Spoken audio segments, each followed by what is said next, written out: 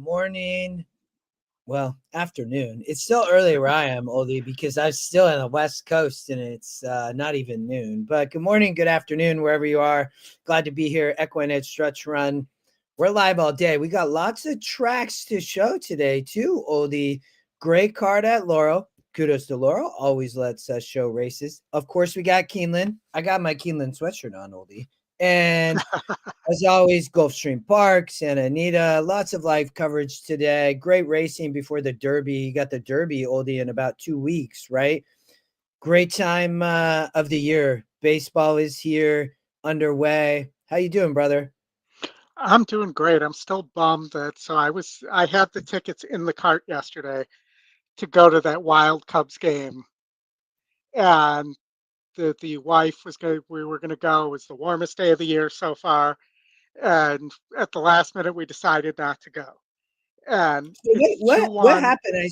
I saw that they scored 10 runs in like their part of the inning, and then the other team scored 6. They scored 16 runs in a single inning, right? Right. So let me paint the picture here for you. The score is 2-1 going into the bottom of the seventh. The Cubs score 6 in the bottom of the seventh. I'm sorry, 5 in the bottom of the seventh. The Diamondbacks counter, and there was a grand slam. Cubs had a grand slam by Ian Happ in the bottom of the seventh. The Diamondbacks counter with a grand slam and 10 runs in the top of the eighth, and then the Cubs answer back with 6 more runs in the bottom of the eighth and win 13-11. And it's the first time in 13 years that a team allowed 10 runs in an inning and won a game. That's incredible. I was driving with the kids. We were coming back from a water park, and I saw that show up on my phone. I was like, 16 runs, and we were watching the Mariners game. I couldn't believe it. But those are the ones you kind of kick yourself when you miss games like that. Yeah, I literally had like third row in the upper deck box for $59 a seat in my cart, ready to go. We were going to hop the red line and just take the train right there. And then we decided not to, and it was not the best decision. We're both regretting it now. I haven't actually been in. Welcome, everybody. Scott, Patrick, Sylvian, or Mr. Saletta. Hope anybody playing tournaments, good luck today. There's all types of stuff going on. But I actually haven't been to a game this year to watch the Mariners play. They were here, and then now they've been on the road. They're up in Toronto. So, all right, Oldie, we got 11 minutes, and Laurel and Keeneland and Gulfstream are like a little bit spread out, not too much, but I think it'll be all right because we can show all 3 tracks, which is amazing. But this is where the stakes start. You and I covered these races on Thursday. Looks like we only had 1 scratch, so the race for the most part stayed together. Yep, and you know that was a horse I liked here as kind of a long shot, but it's out.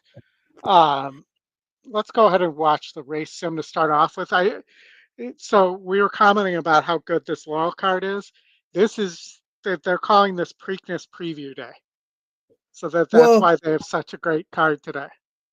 A lot of these races are horses. So right, doesn't it? If you win, don't you get into the Black Eyed Susan and into the Preakness in these later races, right? Yeah. So this is like the local prep for day for and it should be pretty exciting. Remember, Pimlico is actually closed, so it'll be like Laurel at Pimlico at Laurel, or something like that for the Preakness this year.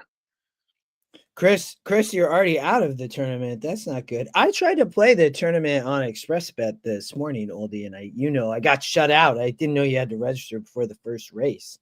But when you and I talked about this, to you and I thought this was kind of a 2-horse race. Yeah. WinBet fantastical. Hot Rod, what's happening? Which I'm assuming your opinion still holds true here. Yeah, I mean, I liked a little bit of the 4, as Hot Rod mentioned there, but also the 2 and the 7. You know, the 2 just looks like, from a class standpoint, is a cut above here. The 7's moving up a little bit. And, the 4's been running mostly on synthetic and short on turf. So, the two's logical at 1-to-1 makes a lot of sense here. And, not the I don't have a genius pick here because there's just no genius place to go here. Well, I mean, you and I know you were on the 2. I had the 7 on top, and then we both thought the 4 and 9 Yeah. were kind of fit, but I don't know. I still thought that maybe they were underneath, but maybe they run a good race here. I didn't have a strong enough opinion here really to want to bet this race, Oldie. I did like some of the next races, I remember. Yeah. Um, And I will say there is a possibility that the 6 somehow gets lucky and the none of the other speed goes and could get on the front end. Hasn't broken well the previous couple times, but has gotten brave on the lead when it has. So and has a big GSR there. So that could be a factor we're missing there, and a horse that could finish in the money and give you a nice exacta with the 2 or the 4 there or the 7. So just an exacta thought. Perhaps that horse that like horse Brock is Perkins. 51-1. What's up, Wiz? Yeah, I mean clearly an overlay. Um, but I'm looking for how can you stretch some value in an exotic there. And if you think it's the 2 and the 4, the 2 and the 7 um, on top, you could also play those 2 on top and put a try together with the 6 and second and third with a couple other price options there. I mean, the 3 is the one that's the overlay, but the 3 does not, the huge overlay, but the 3 does not have the GSR. I mean, it does have one good turf effort, but it doesn't have the same level of GSR as the 6 does there in terms of breeding.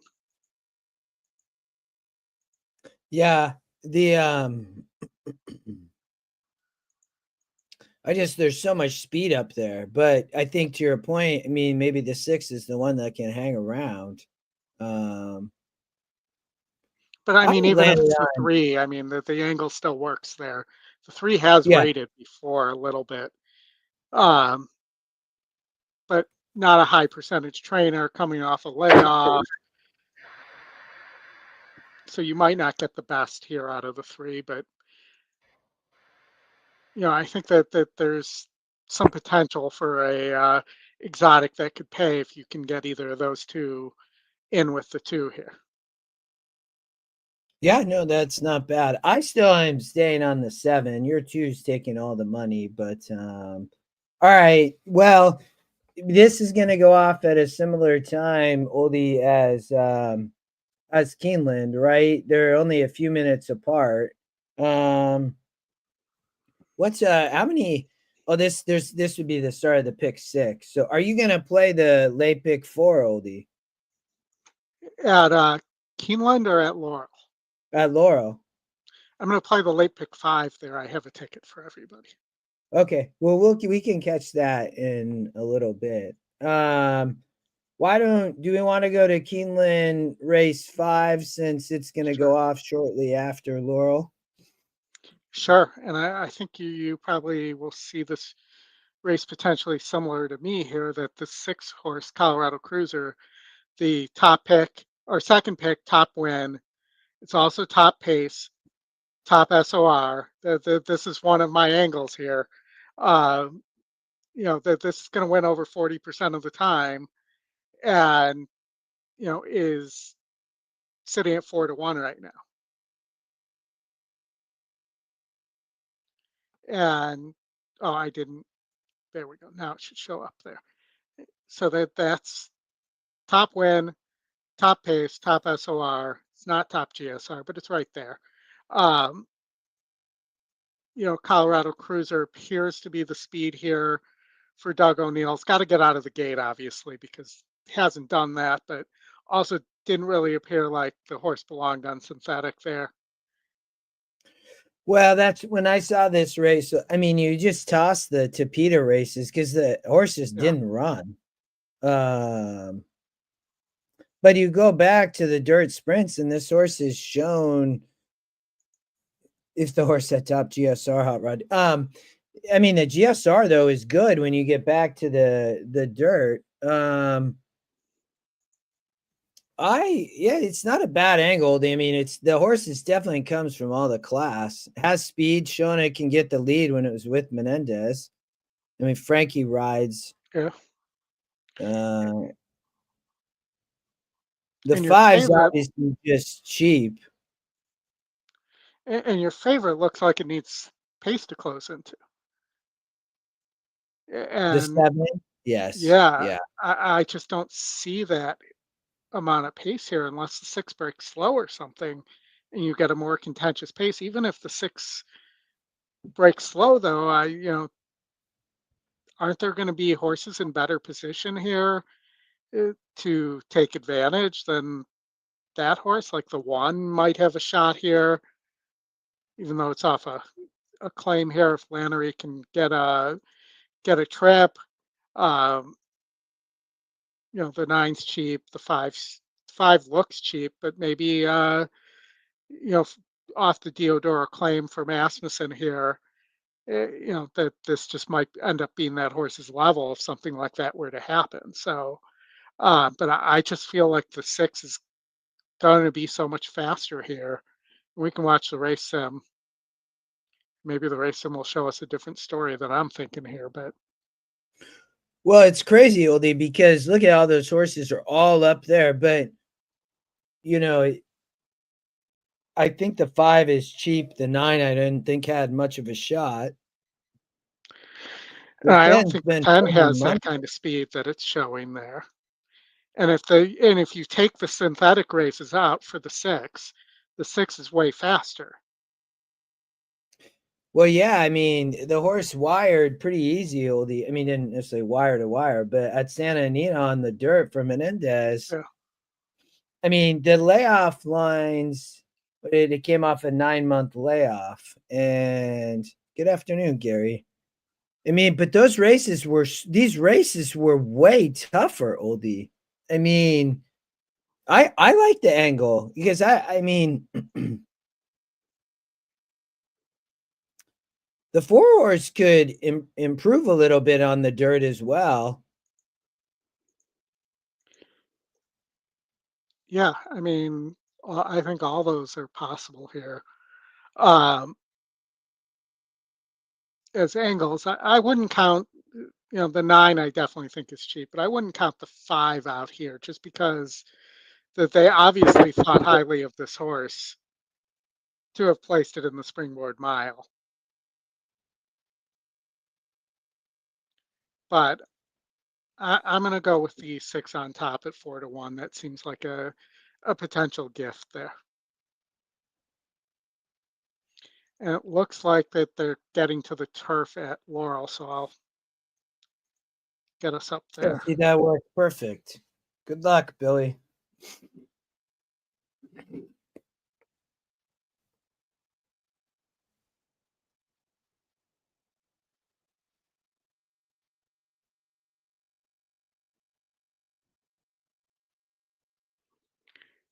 The Dalia Stakes. Let's see where the late money goes, because Laurel's one of those tracks where you see horses take late money like Billy, you that. like the 6. Yeah, that's at Keeneland. If Billy, were you On the turf talking now, at race 7, Keeneland? the Dalia Stakes. And that 6 is also at Keeneland's a nice mid-priced tournament play too, at the current price. Good luck. Yeah, no, I agree, Oldie. I was Making the really turn looking and at the 6 approaching the and starting 4. We'll gate. get back to that race. The 2 current favorite here, Oldie, still even money. The 4 and 9 took some money. Obviously, the 7 was kind of expected to probably be second favorite.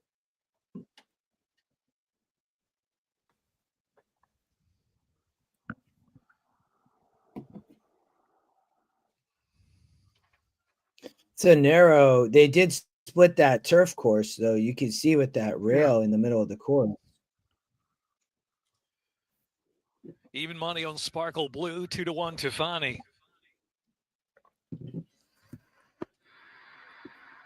$100,000 guarantee, the Dalia Stakes on the all-along course.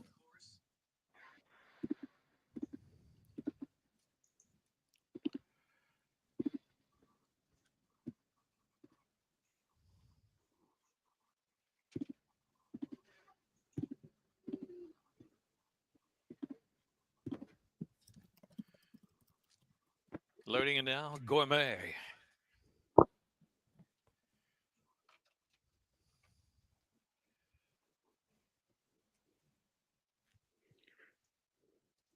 Dice Surprise.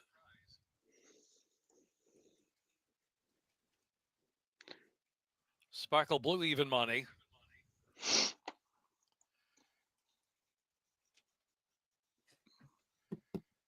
Cut from Class. Second float up to 5-2. Pure Majestic and Tiffany. Fantastical. 19 Amendment. 1 mile.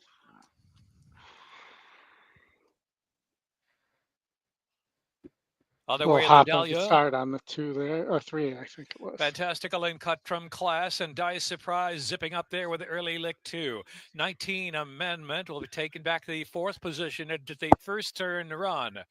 As they round that turn, Pure and Majestic is on the inside. Tiffany racing 3rd last position. Sparkle Blue is 2nd to last at this point. It's like I have the wrong speed. It's racing on the outside now, about the 3 or 4 path into that first turn run.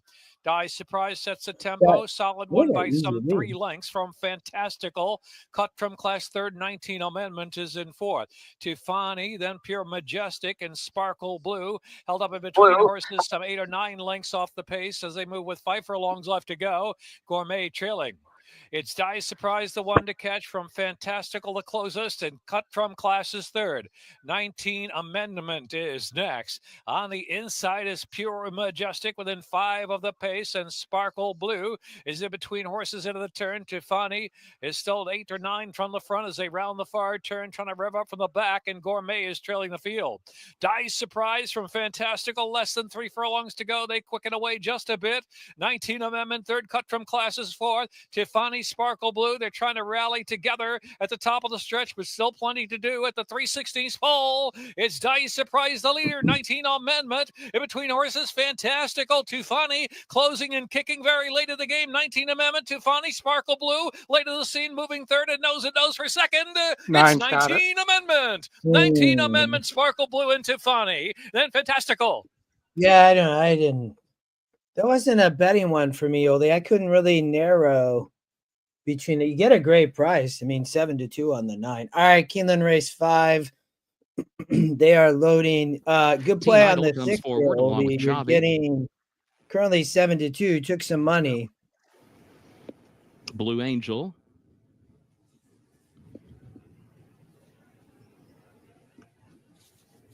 One of the good guys. The last one goes in. They're at the post. Somebody just got knocked off their horse there.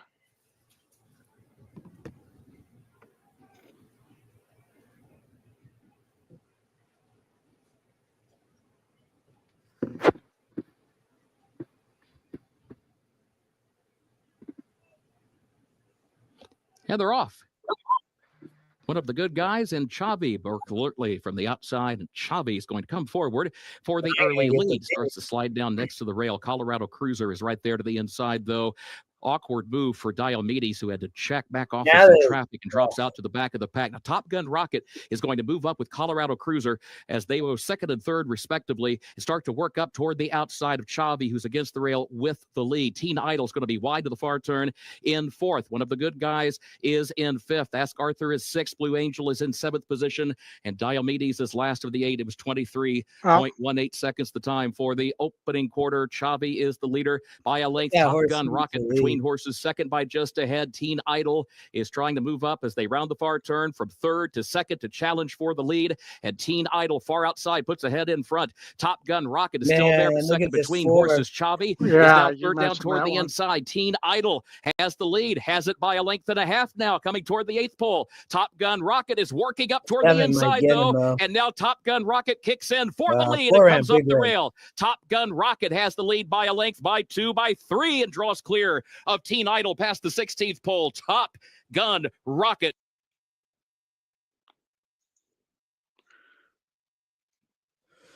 Well, six poles away. Yeah, that 4 ran a big race. All right, we got Gulfstream, Oldy, and 1 minute. 1 minute to post. We're on the synthetic, everybody's favorite surface here. You have a 1-to-1 favorite for D'Angelo, who I thought that horse might be tough. Downing Street. Yeah, there's your notes on it. I mean, man. So I was looking here at my notes, but he broke. I mean, this horse didn't break well last out, but has shown, issues in the past, Oldy, of not breaking is kind of the problem. But this is not at all a great group. It really isn't. I mean, and then I thought that the 4 Kosher Capone, that was actually my top pick over the 3 Oldy. The horse is currently 3-1, which I think is a great price, but off the claim, Edwin rides, hits really well with this trainer. I mean, this horse has shown back class in some of those other races on the turf and the Tapeta. So it was racing pretty well at the championship meet, and that's what I've seen here at Gulfstream, right? Some of these horses switching barns off the meet and everything. So, and I think I was leaning the same way as you there to Kosher Capone. I also think maybe Racket could get a trip here on the front end and hang on for a piece. Scotty Longshot. I did like the I like the 1 and 6 in the next race. Oldy. So you're looking at a double here. Yeah. What's the? I can't get the pro. Can you get? Oh, there they are. So the 4 into. I seen the 1 is 66-1. Wow. Let's look real fast here. It looks like we still have time. The 1 is 5-2. The 1 is 5-2 in the next race. I thought that horse was really dangerous. Austin style. A 5-2 E-morning line, and you're getting all of it, Oldy, in the double pool. That horse is taking no money. Because the 7, right, is currently the favorite in the next race. Yeah, Vibe. I don't trust that horse at all. There's a lot of speed, though. Yeah. But I'm gonna play a 4 into the 1-6 on a daily double. So I'm getting 56-1 and then 24-1. All right, they're going in the The gate here. Rangers So fired their coach.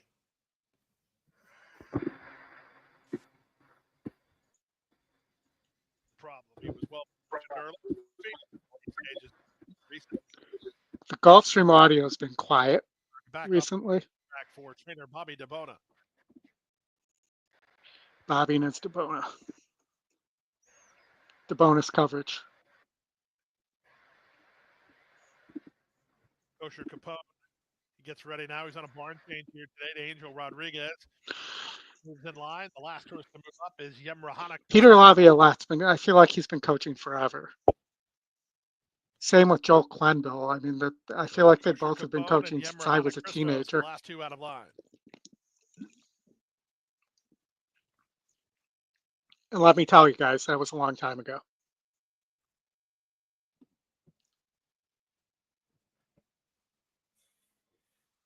All right, got the double in, Oldie. We're on the 4. All right.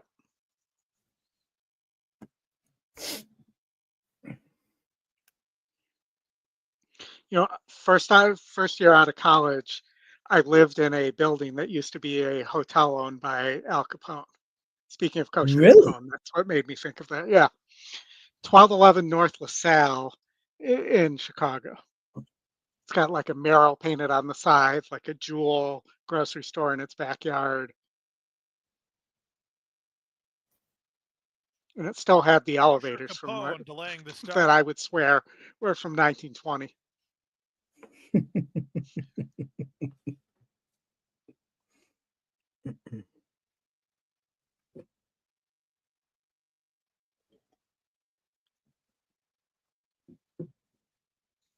Kosher Capone having some fun with our assistant starters here. He goes in and then backs out right before they can get the stall door closed. It's closed this time, I think. Yep. Yemrahana Christos to take the outside. They're at the post.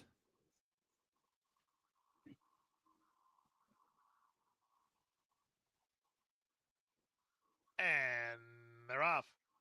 The two favorites were away last and second last. Much worse start for Downing Street But than Kosher pretty Capone, much but they what were you both would a step slow. expect because neither of them Vindicated have Tiger any was speed away early. quickly, and he's now established a length And the advantage 3 over are just Fredericksburg, always break who's at the slow rail like into a good that. I tracking position mean, from second. Wine Empire is third. At the rail, Song So Sweet fourth together. we're going to with go Racket. pretty quick, Yemrahana though. Christos is out 3 wide. Kosher Capone is second last, and it's 2 lengths to the favorite. Downing Yeah, Street that has horse lost looks a like long it's way. bolting. The loose leader is Vindicated Tiger. 23-3 for a pumped up opening quarter. It's Vindicated Tiger and jockey Micah Husbands off the lead by 5.5. Fredericksburg is second. Wine Empire is third. Threading through traffic is Kosher Capone. Yemrahana Christos just ahead of him. Song So Sweet is together with Racket. And Downing Street is under a bit of encouragement from Vasquez. He's trying to get him motivated. He did this the last time, lagged a long way behind. He's got a lot of ground to make up through a 47.5 mile. Vindicated Tiger's gone awfully quick, and here comes the cavalry. The first to attack is Kosher Capone, and out 3 wide Fredericksburg. 4 wide Yemrahana Christos. Just behind the speed is Racket. He's now racing in 5th. Song So Sweet is next. Wine Empire is second last, and his favorite Downing Street has it all to do as they reach the top of the stretch. Fredericksburg on the outside. Trejos asks for more, gets a gear, and takes the advantage. Kosher Capone is there second. Yemrahana Christos is now third. 4 back to Downing Street, who's finally underway with a lot of ground to make up. They're 1/8 of a mile from home. The leader, Fredericksburg. Yemrahana Christos takes aim second. Yeah. Downing Street is trying to level off and go get him. They come past the 16th pole. Downing Street is rolling home. Boy, he takes his time, doesn't he? But Downing Street is front and center. I knew it He was wins one by a of length them. over Wrong Fredericksburg, one. second. Yeah, that's Yemrahana right. Christos third. Wine Empire fourth. Vasquez at work for 5/8 to get the favorite home in 141-2. Came rolling late like that horse likes to do. All right, I think we're back to Laurel. This time they're sprinting, Oldie. It's kind of when we covered this race right on Thursday night. Yeah, and I'll put my pick 5 up here. You know, the 2 who was my kind of my long shot play here scratch, so I went with another horse that could come from a little bit off the pace here in the 7, the other Trombetta. It's always the other Trombetta that gets you. But so I'm the long shot, the top pick, the long shot, and then an off the board. So the 10 Determined Kingdom probably wins the race. Had a little bit of interest in the 6, you know, if it runs back to the summer form from last year, it could be competitive here. And then the 7, you know, if they go as fast as I think they could here, you know, the 7 has that nice win at 5.5 at Colonial. And then next time out in a stakes race at Colonial against better than this group, this one could get up and be a factor here. Maya Prince. See, I thought that the 4 would get the trip you think the 7 might get. But I see where you're going. I really thought it was between the 6 and the 10.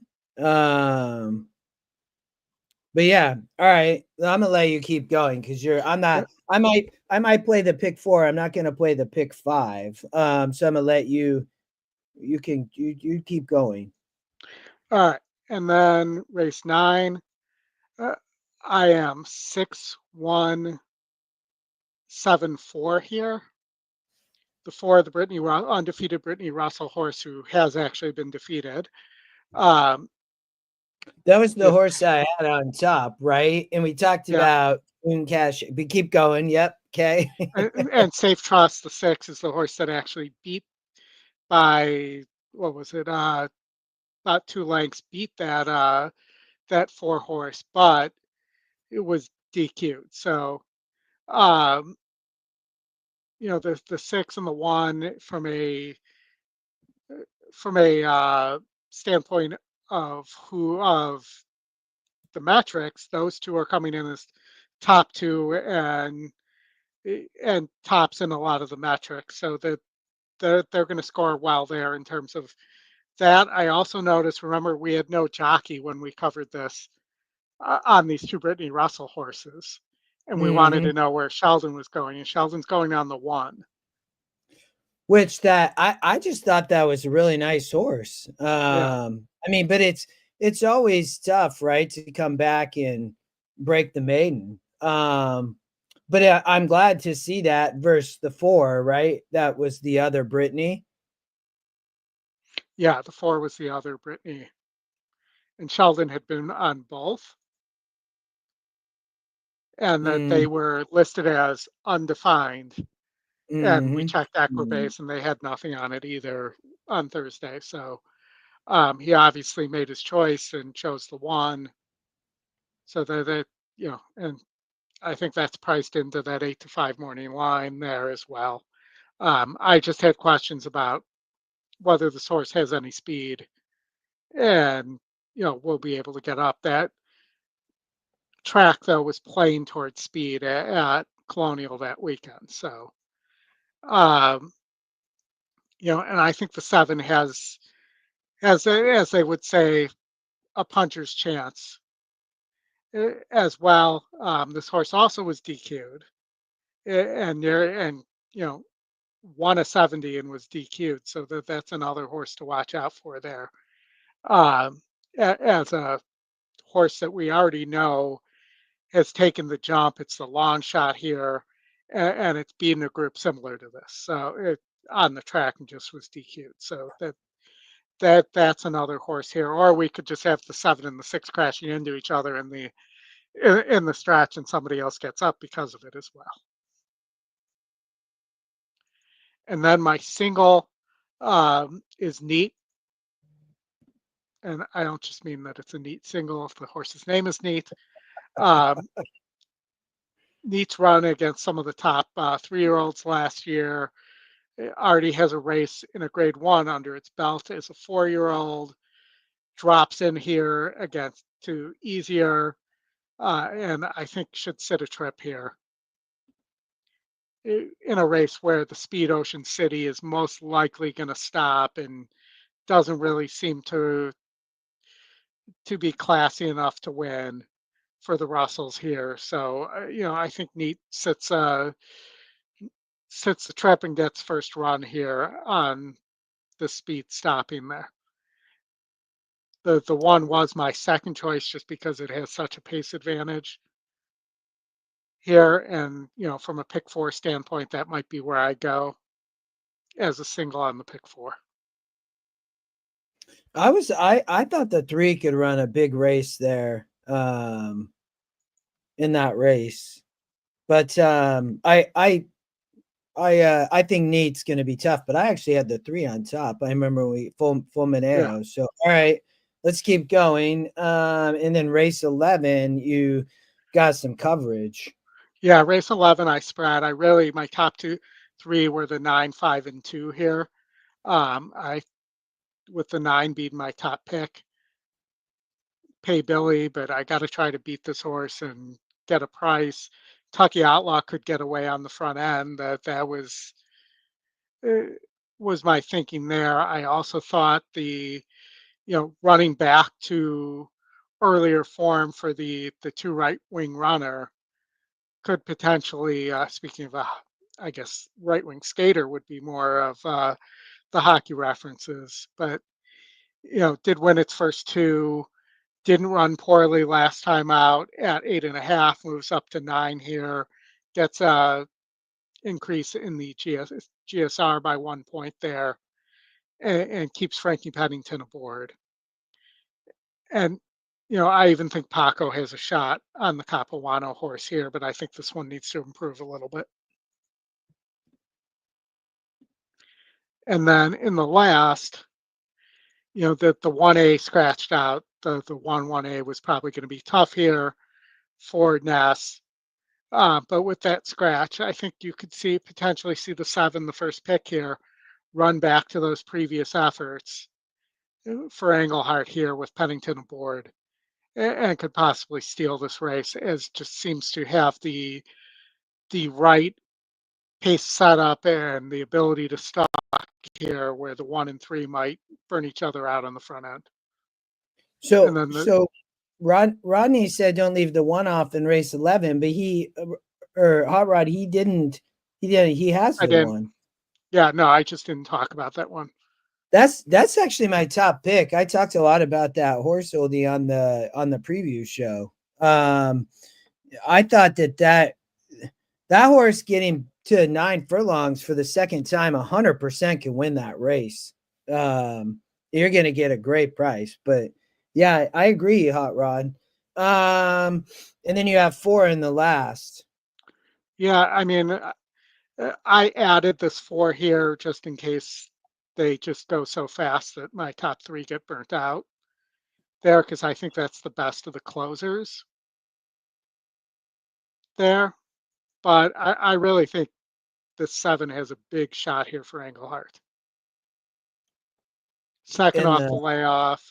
In the He's last. 24% off the claim. Yeah. Yeah, I mean, that horse raced in a 58 last out at Park, Oldy, and that horse is, wait, why is that horse not? I think it maybe be just missing. I'm like, how's that horse not in for a tag? But it's got to be. So, well, there could be some sort of waiver here.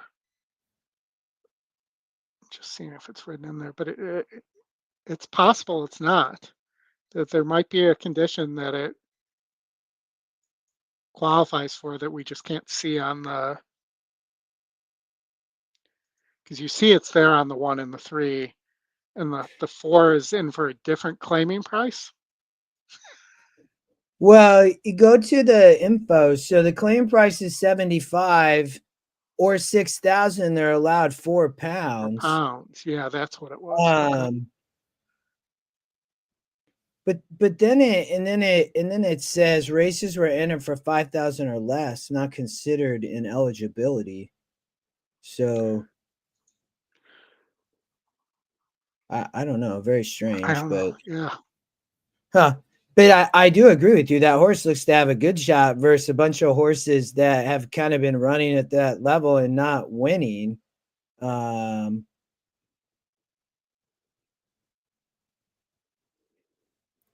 to your point, 33% to win, right?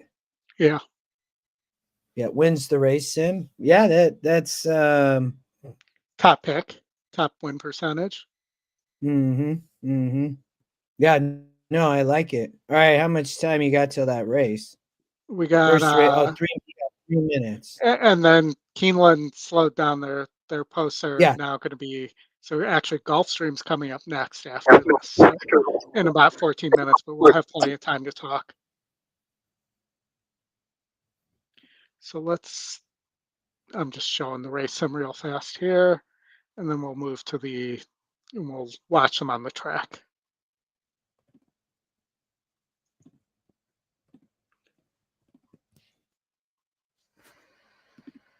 Gomez for Megan Salzman, Tim Salzman, trainer.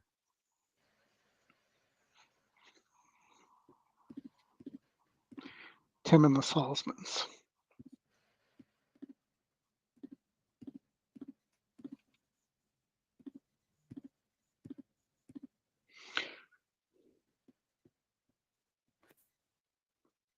Well, I'm hoping Mackenzie Pfeiffer is correct there with the 7 on top.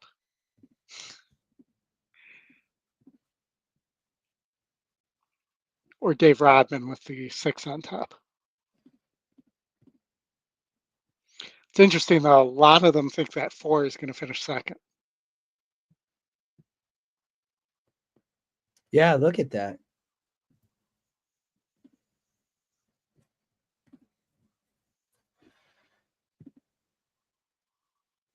I just really thought it was between the 6 and the 10. But the 4 is I guess not taking much money, but the 10 is just getting crushed, though. They're currently down to 4 to 5.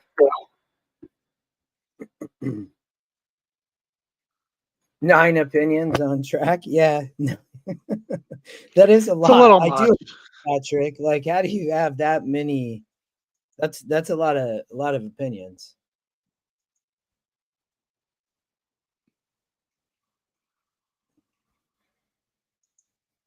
Not a bad pool, Oldy. 25,000. Obviously, always smaller up at Laurel. 1 minute. No, not bad at all. We are going to open up this first leg of that late value pick 5, climbing its way up to 30,000. With Swill here for Hugh McMahon, Jim Brasino. All of his horses have been looking very strong. This is a big shoulder, strong looking type. Of course, we've got a Dan Illman stat of $6.77 in ROI, 3 for the last 13 in this first off of this type of layoff. And this horse has been coming from all different types of barns. Came from the Brad Carks to Brittany Russell to Net, claimed by Ness, claimed back by Brittany, claimed back by Ness to Hugh McMahon. And in last year's first turf effort, ran to a familiar face for those familiar in Maryland with Matta and Michael Trombetta's barn. This one can sit comfortable not being on the lead, which is where we see a lot of them finishing. So this one could get a really bang up trip at a price of 23 to 1. Wanted to also elude some attention to the number 6 When I Get to Heaven here for Nolan Ramsey. Paco Lopez looking to get his second stakes win of the day here. This one, Nolan knows how to get this one good going off of the layoff, and guess what? He's done it before in Maryland. Last year in June and July, he won 2 in a row coming off of the layoff. And of course, if you win the Benz Cat, you got to come back for the King T Leatherberry to kind of make that matching stakes effort happen. Also, we'll be getting you know, Justin, I often say that. I like how Paco's going to fit well on this to get up there, but then keep this guy comfortable. Let's go ahead and wrap things up there with the number 1 as we go from Dan Rodman's top selection to Dan Illman's and Stan's top selection. Entering 2025 the same way this one entered in 2024. This one needs to get up there in front of the race, but this one, Abner Adorno is going to be able to do that. This one likes playing. This one loves a defensive pressure situation. If this one gets up there at 8 to 1 here for the King T Leatherberry first leg of that late value pick 5. Are they going to tell us who King T Leatherberry is? Tony, you like the 1 for Harp? Not taking money. I don't like speed, but I don't like the inside post there. You saw the one who won earlier at 5.5 couldn't get out of the gate. Approaching the gate. And ended up having to come from off the pace. And I don't think this one can do that. Yeah, I think that 10 is, I mean, that 10's classy. 10 of 15, sprinting 5.5. I mean, Chris Couples, that might be like the 46 defense, or Dom Capers and the zone blitz. Those are the defensive pressure situations I think of, or like the old Rick Pitino press when he was at Louisville. Yeah. Mr. Couples, I have no idea what defensive pressure is. We were not following a lot that was being talked about there. All right, let's get it, Oldie. Woody looking to repeat in the you only use 6 and 10, right? Swill. No, I'm the 7. Okay. Eldivino Nino. When I Get to Heaven. And Tony, you what? Determined The one Kingdom, is another value, in the state of 22% to Larry win it, 8 Johnson, to 1 still is big six. And value. moving in next at 4 to 5, Determined Kingdom.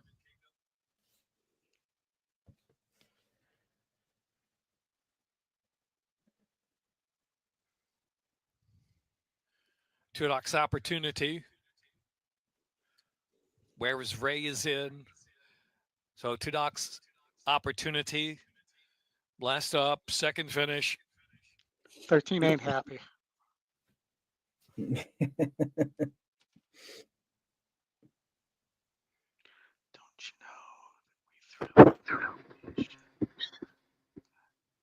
They're off of the King T. Leatherberry, and Swill is sent hard out of the starting gate. 4 Harp with early speed, and When I Get to Heaven in the pace mix as well, and Determined Kingdom right there, about 4 deep in fourth. And Where's Ray? Orange you got colors your far defensive outside. pressure El Divino situation here. Nino settles 5 off the pace. Maya Prince follows that. Another 4 back at Tudok's Opportunity, and Witty is last of them all. Witty trailing the field, has to pass all the runners now, about 17 off that pace. Into the turn, 4 Harp. 4 Harp is the leader. On the outside, Determined Kingdom with a 3 wide bid. In between horses, When I Get to Heaven also right there. Swill is taken to the outside about the 5 path as they turn in. Where is Ray? And here's Maya Prince trying to bid. Here, Witty now starting to roll from the back of the pack. Witty now 5th and now 4th on the inside. Witty's closing ground. They've got a furlong left to go. It's 4 Harp in front. When I Get to Heaven. Witty on the inside with a relentless run. A 16th of a mile left to go. 4 Harp is trying to hold and holding well. 4 Harp. 4 Harp Wow. dazzling him with footwork. It's 4 Harp from Apparently Witty does closing like a in. defensive 4 pressure Harp and Witty situation. second. When they get to Heaven, and Swill fourth.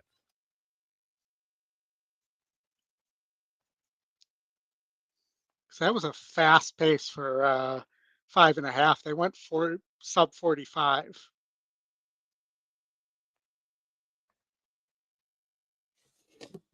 Yeah, no, for sure. All right, we got Keeneland and Gulfstream. How far apart are those? Very, Tony, nice done. I think you got like 8 to 1 there. 2 minutes apart, so we should cover both, like we did last time, I think. They're both going into their pick sixes. Gulfstream, that 7 that you didn't like, is the heavy favorite here. First time Fletcher. Yeah, look at that E morning line. I mean, 5 to 1. I cut a lot of this field, Oldie. I didn't think the 2, 3, 5, 8, 9. I look at the price on the 1 though. I mean, you're getting all of the 8 to 1 there. So I had the 1 on top here, Oldie.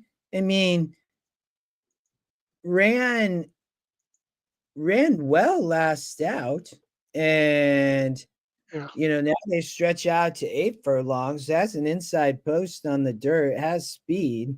I mean, this horse totally fits. I mean, the vibe, the 7's getting absolutely crushed, but I mean, I know it does go to the Fletcher barn, so maybe this horse has some talent. I mean, it's a bunch of connections with, a bunch of people who seem to have jumped on board. It's too low, Patrick, for me. I had the 1 on top, and I thought Camp Evans might run an okay race, Oldy, but I was 1-6-4-7. 1-6-4-7. Okay. 6, 4. So there's your notes on the 4. 4's got some speed for Lerman here, so that's always dangerous here. It just seems like there's a lot of pace in this race, though. I mean, I agree, but the other runners, I mean, are not good. I mean, I didn't see it. I just thought that you had some class with the speed, and on the Gulfstream dirt, I didn't see it falling apart.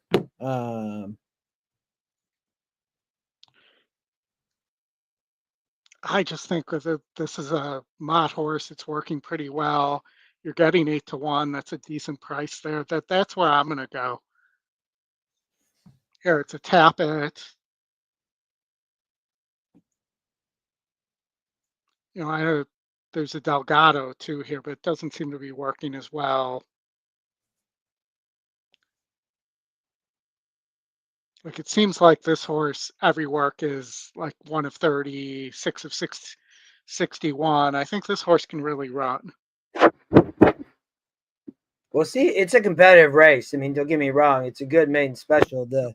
And they've had, and then the late sequence was tough. Well, I wasn't going to play it, but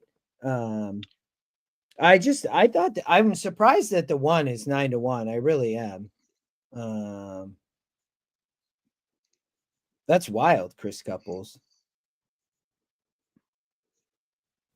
And the 1 is Plaza. But again, there's so much speed here. We'll I don't see. know if I mean that's at least the way I'm reading it. I could be, and probably am wrong, but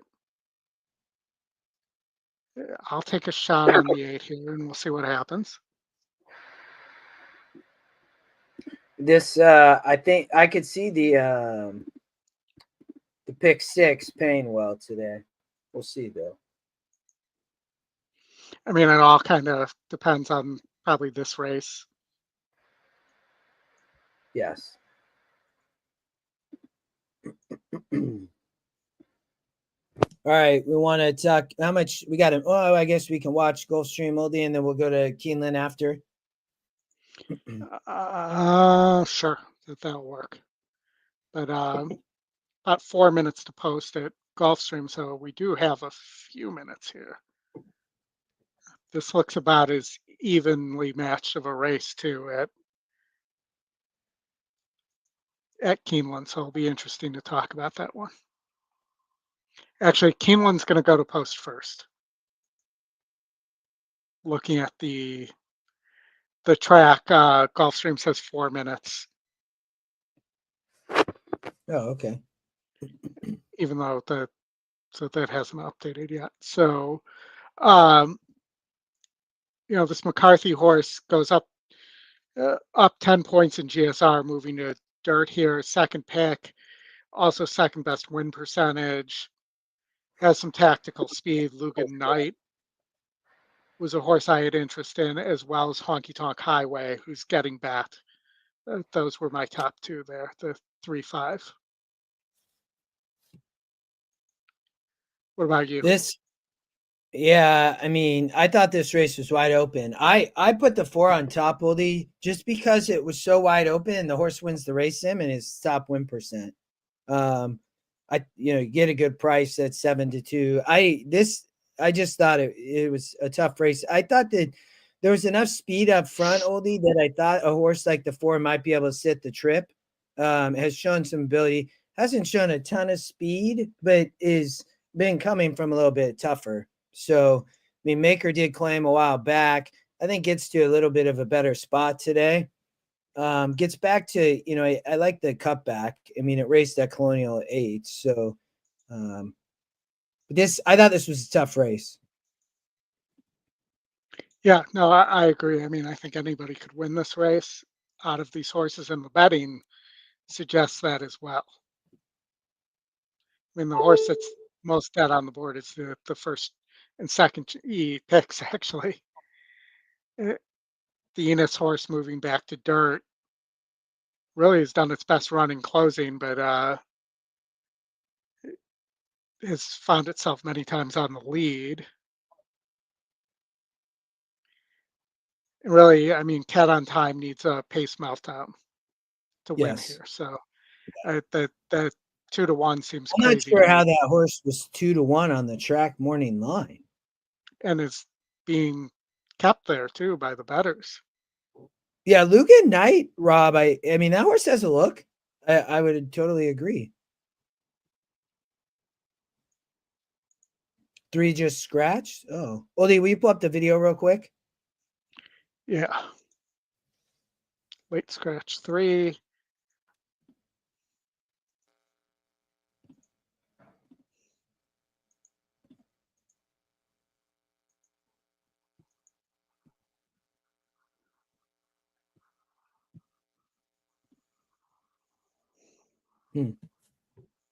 That too being the favorite is wild in my opinion. I mean, I know that there's a lot of speed there, but the 4 getting took a lot of action there. Now floated back up to 5-2.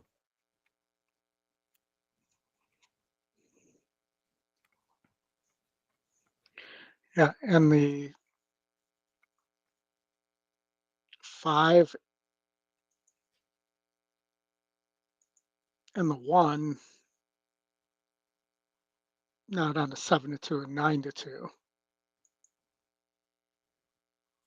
And the 6 can rate a little bit too. Horses have reached the starting gate. Gilcrease. Keeneland's 6th race. Start of the pick 6.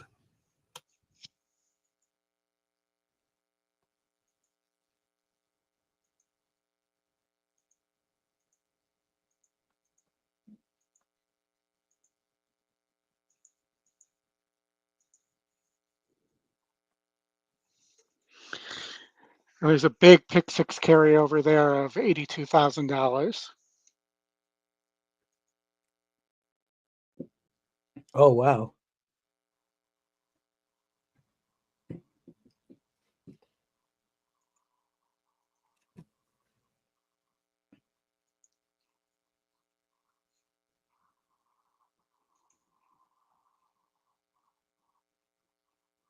Moving into line, race 6.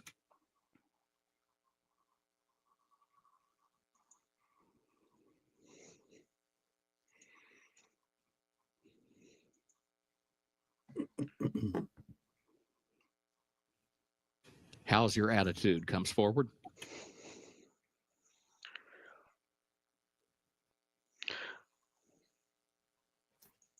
How's the video been, guys? Has it been good?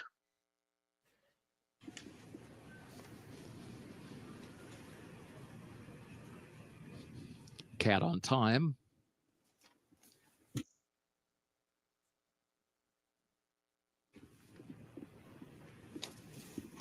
Two Eagles River.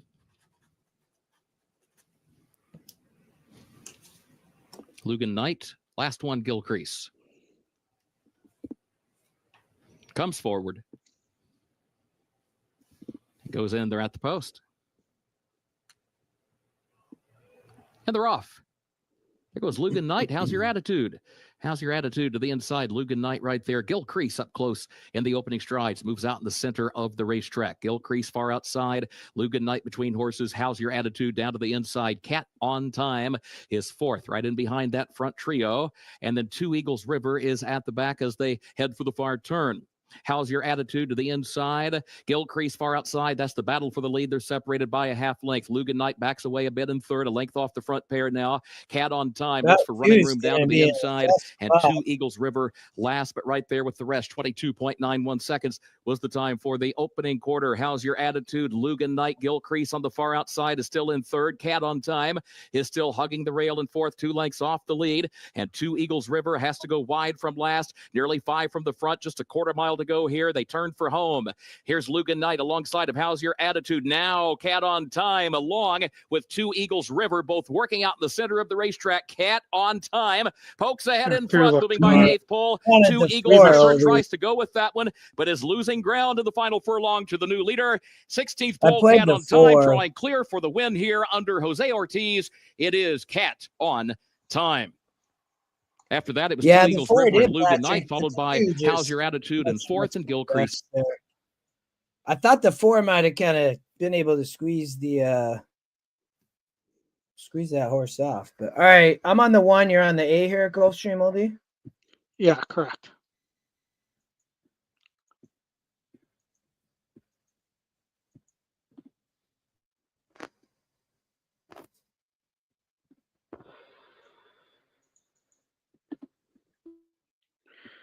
And the race sim has the 8 finishing up, the 1 winning. I mean, 148's a pretty nice try here if you play a race sim try.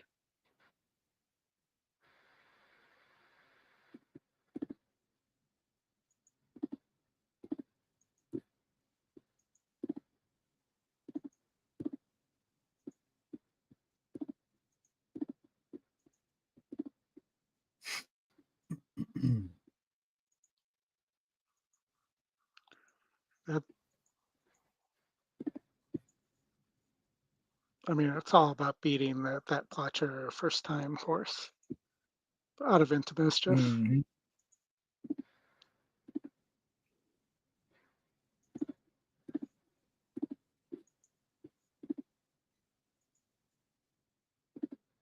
McHale to the outside. They really need, I've mentioned this before, they really need to anchor those cameras, because I guarantee you the starting gate is not on a slant like that. Around the post. They're off. Good start from between horses for Mahavlich, who heads off for the early advantage, but the favorite Vibe is forwardly positioned. Moving up at their inside, Street Dancer, and at the rail, it's Aston Style as they run out of the chute. It will be the favorite Vibe to challenge Mahavlich for the lead. Out wide, McHale at the inside, Aston Style. Borealis Trail comes away in fifth. It's a gap of two. That's Prime Rocket. To his inside goes Camp Evans. The two at the back, Radical Rhetoric and Street Dancer. 23 and 4 for the opening quarter, less than 5 furlongs to go. Jose Morelos and Mahavlich make the fractions. They're two in front. Vibe is chasing from second. He's working between horses with McHale on his outside. Aston Style is at the inside for Reyes. He's moving into a joint third now. Another two back to Camp Evans. Radical Rhetoric just went by him. Well, my 8 ain't running. Then Borealis Trail and Street Dancer. Around the far turn they race. They went 46 and 3 strong seconds for a half mile. So Vibe has the lead, but he's been working hard to get there. From the back, Radical Rhetoric, Blue Cap is going to prove a stretch danger. In between horses, Aston Style, Mahavlich backed away. Nobody running home from the back. So they reach the top of the stretch with the favorites 1, 2, 3. Vibe gets the head start. Aston Style is floating out Radical Rhetoric, who tries to gain ground. The others are well beaten. Off the turn, 3/4, 12 and 2, and Vibe is kicked into a gear the others don't have. They're an eighth of a mile from home, and race 6, it's all about the Vibe. Vibe, the very expensive son of Into Mischief, will win and win with lengths to spare. Call it 6 or 7 in the end. Vibe for Rapoli in front. It's up for second is Radical Rhetoric. Back to third, Aston Style. Camp Evans is fourth. Then Street Dancer. All right. Well, it's a bit of a slow start today, Oldy. Yeah. We got 8 minutes to Santa Anita race 1 here, though.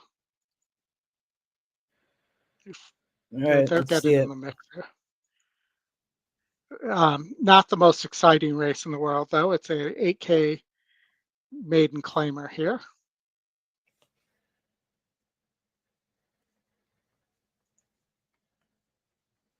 With a bunch of, I'm going to call mostly would have been Golden Gate horses. Yeah, that's a good point. Emerald does open next week, Oldie. So I think I haven't heard actually, but I would assume that there's some shippers that came out of North California up to Emerald. I think that's probably likely. I think the picks have it here, that the 8, 6, and 3. Yeah, no, I agree. It to me, this looked between the 6 and 8. 8's taking so much money, very logical, drops an SOR. It has lost as the favorite, but that was versus tougher. Yeah. I'm not betting this race, Oldie. I mean, 3 to 5. The 6 is a good price. I mean, maybe. I mean, to me, you'd have to kind of try to navigate the exacta or something. And maybe it's just 8-6. Maybe it's that easy. Well, and that's why I was saying maybe 3. I mean, the 8 stopped on the lead against Better. Yeah. But again, that's against a 50K group. But it has broken slow too. If that happens, I think that improves the 6's chances here. And McKenna on the 3, who's the Scotty Longshot first time starter, and Moneybag, he's 13% with first time starters. They always do well when they're the Scotty Longshot, Oldie. I mean, yep.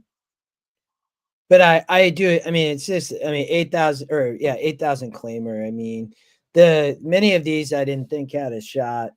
I didn't like the 1, the 5, the 7, the 9. I mean, the 2. I'd even cut the 2 probably. I mean, it really, I think to your point, it looked between 3, 6, and 8. I mean, I guess the 4 going back to dirt, but it does not really look like it wants either of those surfaces or any surface for that matter. And I maybe the thought 2, the other first-time starter. I don't know. I mean, that they were closing the fair circuit, Patrick. Patrick said that they're now trying to pieces. They did close the fair circuit, and a couple NorCal people applied for dates and were turned down. Like a couple of the trainer said they're not coming back, that they've already moved. They've moved their families. They're not coming back. And the board wants to know how they're not going to lose money and have to shut down early, like the last group who was running up there on the fair circuit had to. Yeah. I mean, I applaud them for trying to get it figured out, but I think that's going to be tough. No, and also financially, it does not work for some. Right now, they can't afford to have 2 circuits there.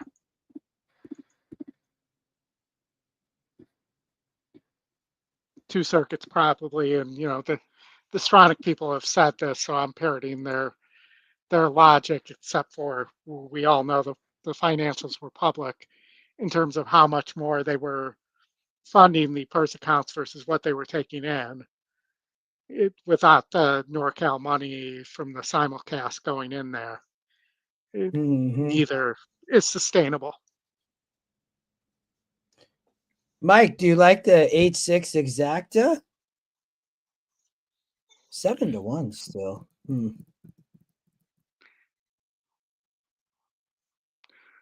Let's see where they are here.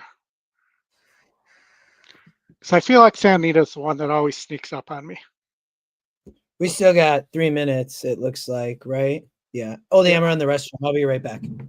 All right. April 13th. It looks like, do they have the fair rides there? Oh, they do. Look at the Ferris wheel. Very slow away from the gate and very slow into stride. So I would say a green attempt at breaking out of the gate for the number 3 in the morning. The number 4 broke the code. Good pull. Really good in the flesh for Andy Mathis galloping by me. She's got to get out of the gate better herself. As you can see in the afternoon, she's been slow in both her starts. The number 8, Betty Pack, I put on top over the 6, Charmed Dream. However, warming up, I preferred the 6, Charmed Dream, who's taking that drop-in class. The reason I was a bit concerned about Betty Pack, and I don't know if she normally is this way, but she was pretty hot on the neck already. She'd already started foaming on the neck, and you could see in her loins, she was getting some kidney sweat there as well. That might be typical of her, and if she can repeat her last couple of races, then I think she's going to be very tough to beat in here. But just noting that. Also looking over them again now, broke the code is pretty warm on the neck too. They are making their way up to the gate. Good luck if you are wagering on the opener here. You'll hear from Frank Ramadi momentarily.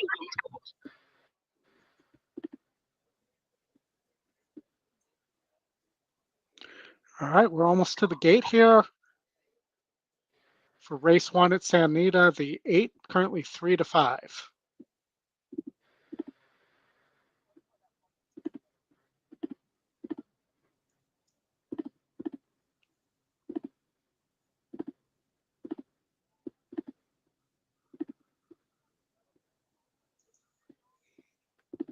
And yeah, we do have that stakes race coming up at Oaklawn, that 2 Caldera, currently 3-5. I wrote in my notes there, guys, that Dwayne Lucas was quite angry at the 15-1 morning line on that horse. He was angry. Starting gate. It's yes, he basically said if this horse was supposed to be 12-1 on a morning line, I'm doing my job wrong.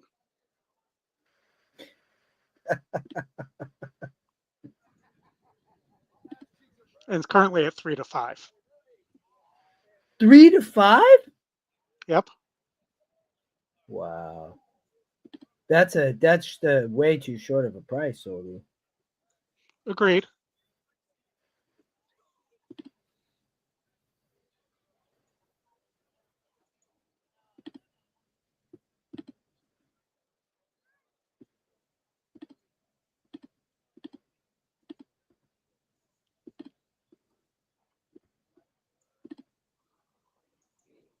Way too short.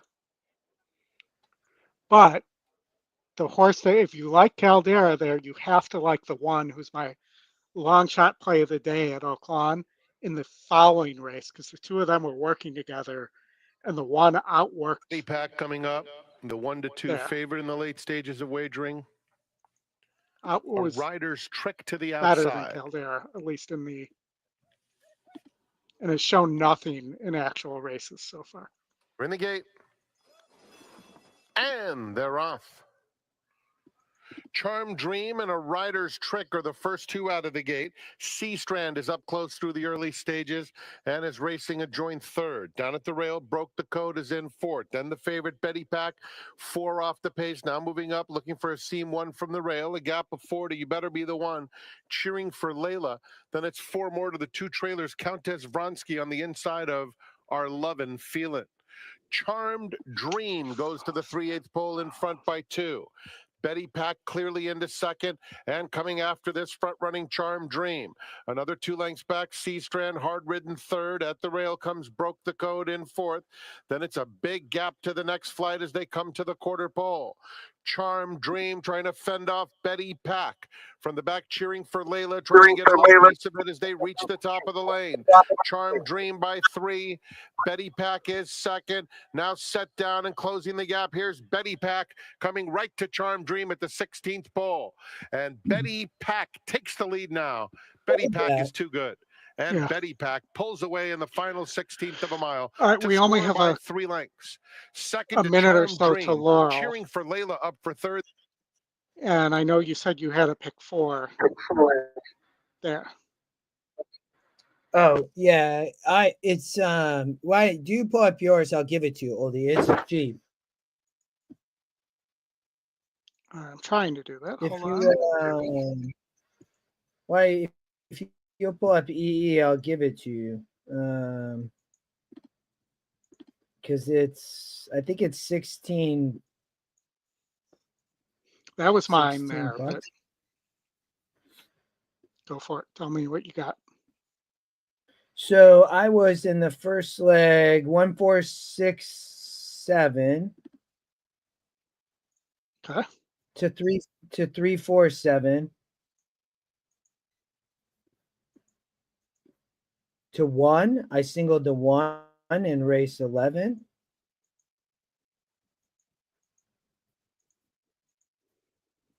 And then 3-7 in the last.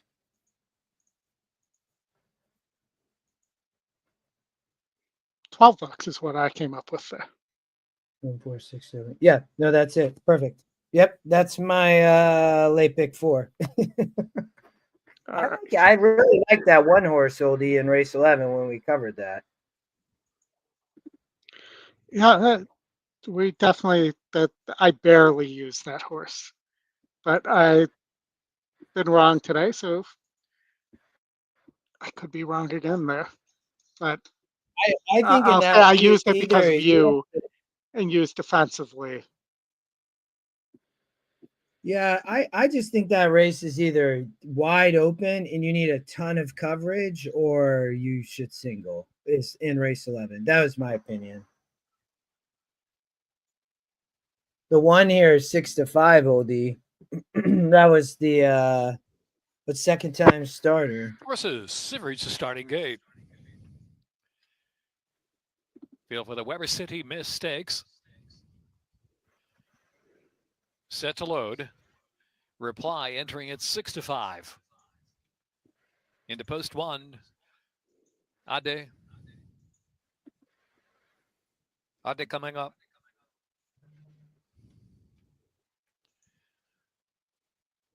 Late night call.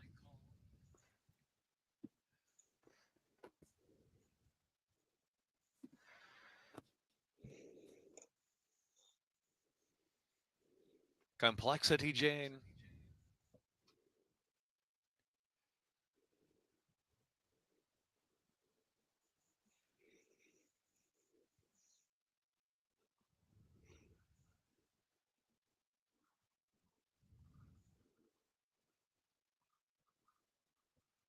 Toledo hops off Complexity Jane.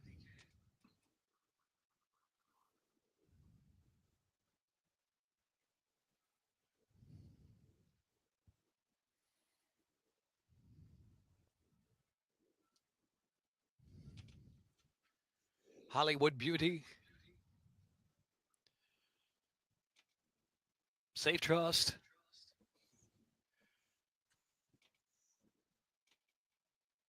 Mooncash.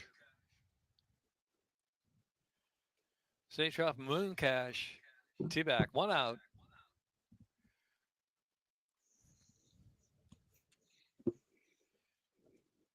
Six to 5 on Reply. In the gate. And they're off of the Weber City Mistakes. Complexity Jane keyed up and going to the lead from Oldy on the inside. So the And 4 was Hollywood the Beauty rabbit right lady. there into the first turn run. Mooncash will take back just a little bit around that turn. In between horses, Late Night Call, back to Safe Trust and Reply. Allowed to settle and last of them all. Only about 6.5 from the front. They've run past the 7 Complexity Jane against the rail, leading it by a head. Hollywood Beauty, Mooncash on the outside of reserve in third. It's 2 more lengths. Odyssey saving ground. 4th position. Late Night Call is next. Then Safe Trust, only 5 from the front as they move down the backstretch, and Reply trails the field. Complexity Jane now settled and scoots away by 2 lengths from Hollywood Beauty past the 5 furlong pole. Mooncash is third, has dropped 3 from the front. Ade on the inside from fourth. Late Night Call, Safe Trust, and Reply is last still. Reply last, and now 7 or 8 from the front runner heading into the far turn. Complexity Jane from Mooncash by 2. Here's Safe Trust let loose on the outside from third position. Hollywood Beauty slips back. Passed by Late Night Call, has moved into fourth. Back to Ade, Fourth in who's hand third right last now. at this point. And Reply is second to last now. Is trying to One move, gonna but has come, 9 to but make up. the 4 As got really Complexity loose Jane there. slips away with a 3-length lead. A driven Mooncash is second as they turn in. Replies 1 off the inside under a hard drive from third and trying to rally. They're in upper stretch in the Weber City Mistakes. And it's Complexity Jane from Mooncash and Reply Come down on, to the 4. inside. Then Late Night Call is in No Yeah, fourth. Mike. Down to the Oh, last yeah. furlong. The 7's kind of Complexity Jane taken out the 1. settled down up front by Toledo. There Is you trying go. to hold sway for another Oh. 16th of a mile. Reply Oh, is there's that. coming. Here's Complexity Yeah, Jane there from you go. Good Reply. price. There's a And then boom. Mooncash third. Yeah, And Late well, Night Call. finally got one. The that's a Brittany Exacta. That I think Yeah. Patrick, the 4, she obviously had a plan, right? The 4 was gonna wire or you At know, if it really 47.12. heated up, the 1 was probably gonna come late, but she got the Brittany Exacta. Nicely done by her. All right, we go into Keeneland. We can go to Keeneland, but we also have We have that Oaklawn, Oaklawn Stakes race. Yeah. Yes. But Yeah, before you we go ahead. do you want to put that up here, and do you want to talk about that for a minute while I take a quick bathroom break here? Yeah, no, go for it. So let me how much time? I get the sound up too, because I know this is the one of the only we're gonna cover a couple of those stakes races. Looks like there's 0 minutes to post. The 2 was the Caldera for my racehorse, and currently 8 to 5, big favorite. I think we did too, Mike. I'm almost positive we talked about a few of her horses, and you're probably right. That thing probably paid good too. I bet it was 10, 12 to 1. Caldera, though, gonna likely the second favorite. The 7 here, instant replay, did look tough, but they're loading. Looks like the 5 going in, pretty capable. Couple more left. Into the outside post, instant replay, rounding out the field.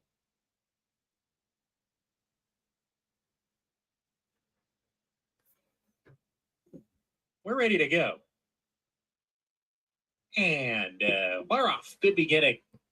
Caldera asks for speed. Him is naturally quickest from the inside, though. He strides to a narrow edge early here. First division second. Caldera takes a hold third. Instant replay right behind him. The two favorites third and fourth as they come by us for the first time. Pretty capable on a hold. A little bit keen, taking the fourth position away from instant replay. And Hot Gunner, the shipper from Texas, can see them all as they round the clubhouse turn.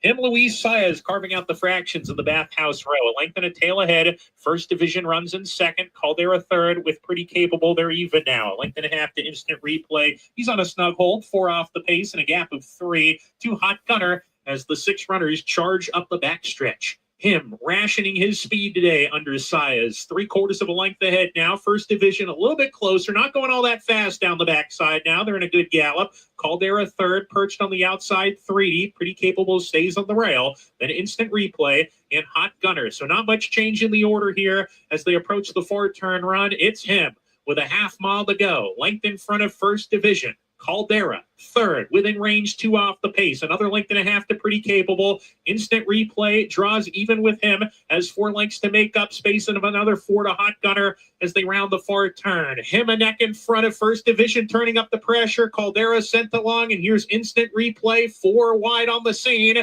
Those 4 coming to the top of the lane, trying to line up here. It's him who cuts the corner. Wow, with first division. The big one, instant replay, being asked to do more, needs to do more as first division has an arrow lead. Him on the inside, fighting hard, holding the inside spot. Caldera third, not picking it up. Instant replay. Mr. McPeak. To go. First division in front. Oh. No instant replay is leveling off. Wow. Here he comes. Instant replay. Caldera moving with him, but it's instant replay to win the bathhouse row. Why did the 2 wait so long to tip out there? He got it though over Caldera, first division in him. I don't know that was a what, Oldy, will you flip the video? Because don't we have either Keeneland or we still have, they're gonna fall over each other. But yeah. I don't know, Oldy. That race was weird because the 3 looked, it almost was like that race earlier at Gulfstream. The 3 looked kind of loaded and sat the trip, right? And there's Oldy's late pick 5. If anybody wants to play that, and Oldy, we can go through it. But I just think that the 3 really stopped there, and the 2 or the 7 obviously look like to have the most run outside the 3. So I'm not sure if the 2, but the 2 definitely came on there. Caldera did. So yeah, I mean, and that by the way was, I forgot to mention, that was a Preakness qualifier too. Oh, was it? Yes. Oh, the bathhouse row. All right, you're singling the 5, and I looked at this sequence, Oldy, and it was a great one. So I really hope that you hit this. It looked like a good one. Your picks here makes sense. I believe I was like 3, 4, 7, or no, I was 4, 3, 7, I think, if I remember correctly. I thought that Band on a Run had a big shot. Looks like you used a few others, but go ahead. Oh, and then you're singling just a touch. That's right. Yeah, okay. Just a touch. Just from a metric standpoint, it just made too much sense there. This was another one where there's a lot of speed signed on in this race. So I'm hoping the 4 or the 3 can close here if I need it. The one horse you didn't use, Oldy, is the long shot. I thought that Bling actually had a look here, but I just thought this race was so tough, and with the outside post could get a really good trip. I know that horse is not, it's not won in a bit, but yeah, I mean, from a turf sprint standpoint, when I saw the long shot, when I look, races like that, and I don't mind the outside post turf sprinting. So, but this is a wide open race. It's a tough one. Yeah, and I would say the 10's the one that is getting bet a little bit harder than the 11 in terms of the ones that haven't won in a while, but look like they might be able to close here. But I don't know that Be My Sunshine wants to go 5.5. That's the thing. And, then I am, if I can get it to go to the right race here. I did add Grand Sonata to my 2 and 3.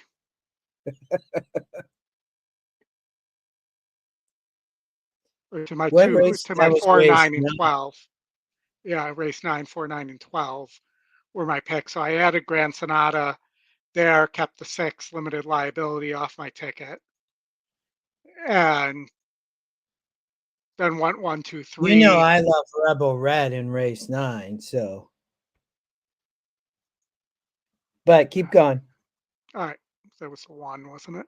And then 1, 2, 3. I do think that there, with scratches and everything, that this played out. Remember, Prince of Power was my top pick as lone speed here at a big price. And then to close it out, I spread here, trying to make sure I had the logicals. Yeah. Yeah, Let's good. see. This is a tough sequence for sure. Let's see where they are here. Going in the gate, so I timed that. Let's see where they are perfectly here. Lost only 5 from the front as they move down the backstretch. But I gotta get the Laurel sound off. There we go. Dreams Moonlit Lady. Run for the hills. Last one comes forward. Goes in. They're at the post. And they're off. Julia's Dream and Pipsy have early speed. Moonlit Lady joins them to the far outside. Dancing Duchess comes away in 4th. Girl of My Dreams is in 5th. Bling is going to be wide in 6th. BG Warrior is in 7th. And then Band on a Run moves up 1 spot from 8th. Run for the Hills is 9th. Simply Stated is 10th. Cloud Walker is 11th. And Be My Sunshine is last of the 12 as they head on to the far turn. Moonlit Lady, the leader, 21.52 seconds the time for the opening quarter. Now, Moonlit Lady's against the rail around the far turn with the lead, 1.5 lengths. Pipsy goes second, 1.5 lengths. Julia's Dream is third by just a neck, and is joined by Dancing Duchess to the inside. Girl of My Dreams, Bling, goes out to the center of the course, 7 lengths off the lead. They turn for home. Moonlit Lady is the leader. Pipsy is taking aim, but still second. Bling is in 3rd, and then Band on a Run 4th toward the inside. Simply Stated far outside. Here's Pipsy for the lead. Pipsy in the final furlong strikes the front. Bling is running off from 2nd, but there's a widening 2-length gap between them, and Pipsy wins it for Joel Rosario. I guess I could have just singled there. In 2nd, then close for 3rd. Simply Stated or Dancing Duchess. Bling ran a big one. That's disappointing. Yeah. I knew that 11 going to run big on the. Well, it's the type of day I think so far, man. Yeah. And I was 1,689 here at Gulfstream.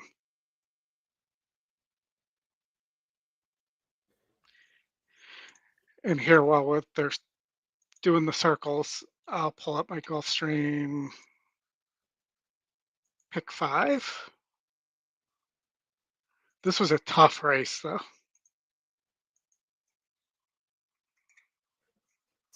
I love the 9 and 7 here. That was my top 2, but go ahead, Oldy. Yeah, I mean, I thought the 6 was the best of the speeds here. But, I thought this most likely goes to the 1, 8, or 9 here. But that I went 1, 6, 8, 9, and then I have the 5, 6, 2, 3 in the next. And then I took a shot at the 8's my top pick in race 9. I think has a big shot to win there. The 2 on the front end, and then I thought the 7, who's 4 the distance for Walder, and it's been similar. He had a big look as well there. And then I'm single to the Fletcher Antiquarian there. Mm-hmm. Let me just see where we are here. Still got time. Okay. And then I'm spreading the last. I thought this last race was pretty wide open.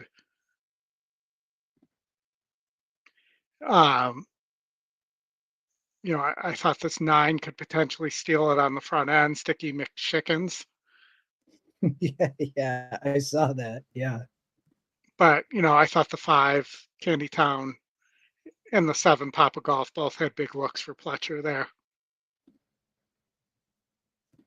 And the 2 has a huge GSR jump for Brandon Walsh, moving it first time turf and seems to be working well.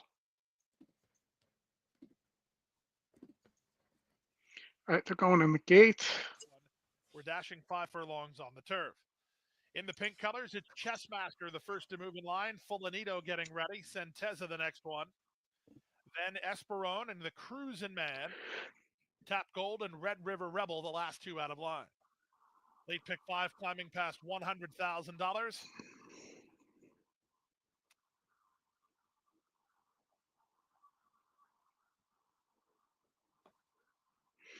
Even the bettors can't make their mind up in this race who should be the favorite. Tap Gold and Red River Rebel.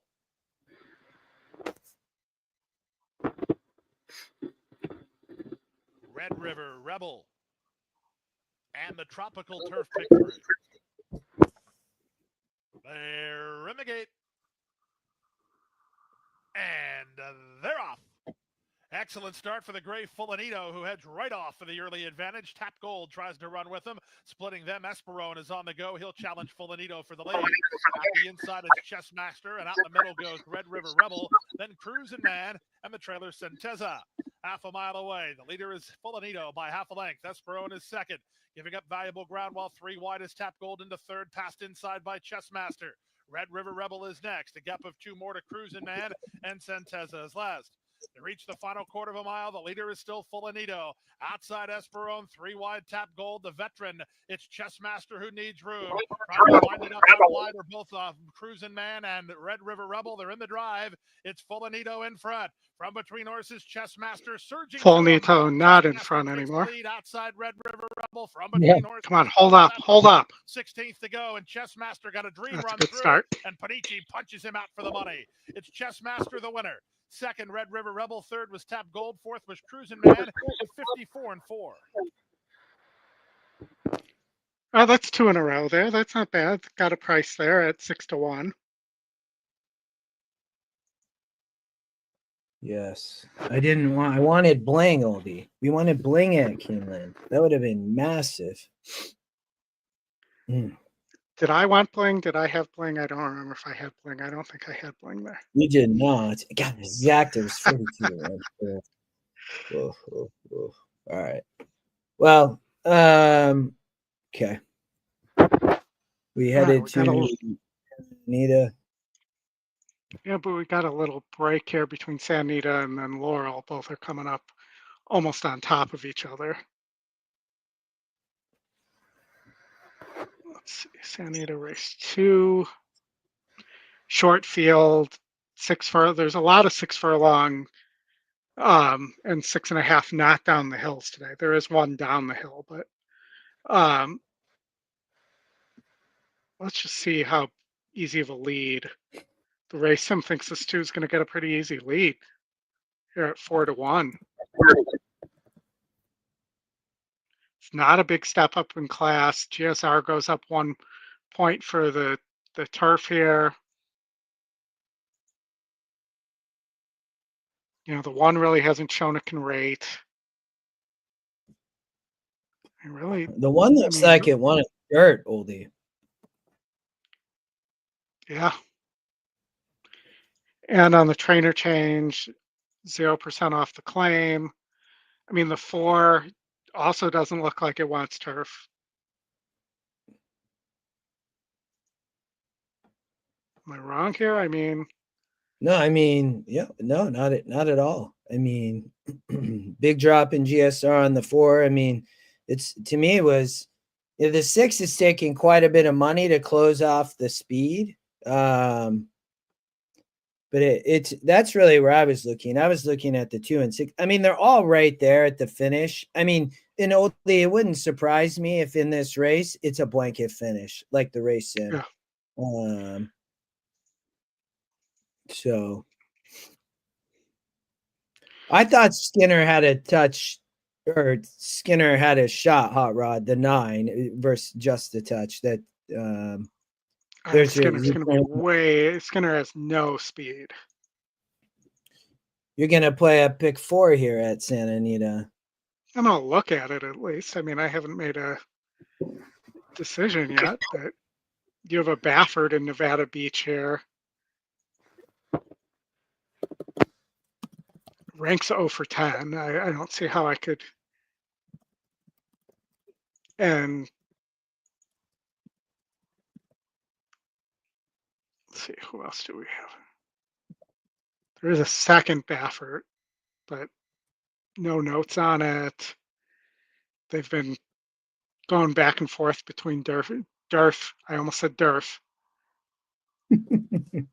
And Turf. I think that Baffert's going to be too good here. I'm going to take the 1, and I'm going to look at the McCarthy 2 here real fast. But no, all right, so now let's respread here. We're 146. I had handicapped this for the Santa Anita show, but we ended up not needing it. We're not using the coast to coast on that. I was on there last night. But I don't think you need one to go all in the last. You could if you want, but I think this $21 ticket has a pretty good shot. If you get the 2 or the 6 in the first leg and beat that 4 there, who's currently 3-2, you could be in pretty decent shape.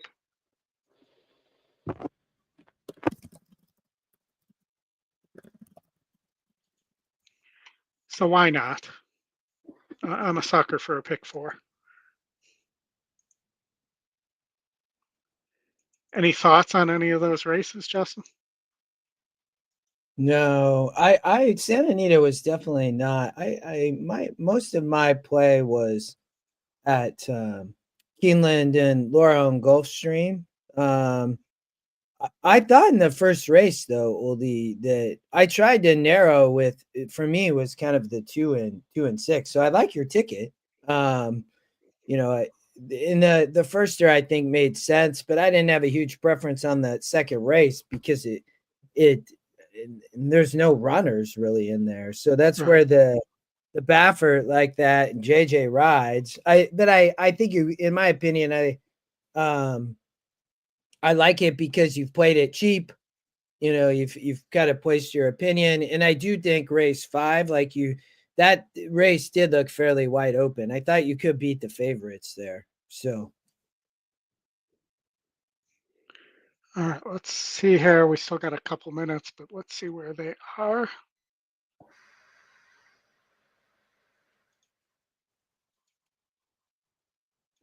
I really would all this race. I think you can single in the next 3 legs. I'll sing 2. Single in the next 3 legs. Wow. In those 3 consecutive legs, but the first leg I'd she's have got all in big, here. good Very opinion tough there. to handicap. The number 1 Bruckner. I actually, the fact that he draws the rail in here, I'd like to see Gutierrez go back and ride him the same way that Aguilar rode him when he was back in the barn of Lorenzo Campazano, because he showed some good early speed there, and he really enjoyed being out there on the front end. He's got a nice enthusiastic walk to him. He's a really nice horse. Coming to the gate right now. Behind him is the number 3 Broadway Unions. He is very relaxed coming to the gate. That main track victory was super impressive when dropped in for 20 last time out, but I don't know how he's going to handle the turf course in here. So I put a question mark by him. The number 2, Osage Creek, who got best turned out. You heard that he is a little bit quirky. He does have inside speed, though, which I think is going to be in his favor. The number 6, Resemblance. Rider has his feet out of the irons. That's Kyle Frey. I would say a narrow individual in looks here. He is a Nyquist, though. Nyquists will do anything for you, really. And this horse cuts back and switches surfaces. So again, complicates the matter for me in regards to handicapping. How to maintenance work on April 9th at First TV Court. I thought it was a fine work for him. Nothing special at all. He was originally double-digit odds on the morning line. So yeah, very confusing race. But as I mentioned, coming to the gate right now, I would put Bruckner as the best looking horse in the field, close with Osage Creek underneath. Good luck. Hey, Dave, how is Keeneland going? That's right. Mr. Duncan's down in good old Lexington. That you're Oldy, what is the 2-6 exacta here? It is 2-6 is paying 21. Getting 21 or 18 to 1. Not bad. Oh. Get about 10 to 1 either way.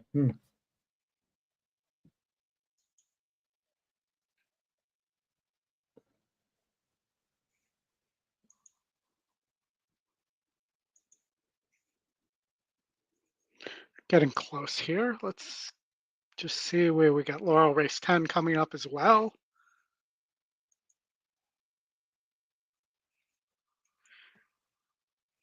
Where I was on Need and you were on Fulminino. Correct. So I'll keep an eye on that, make sure we don't miss that race.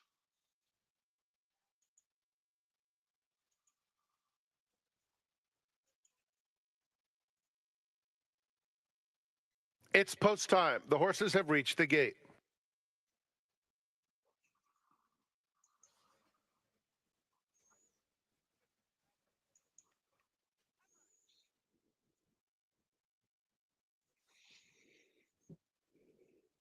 They're loading in the gate for the second. Here's Zombo Well done, Bombo Dave. going On up. fire.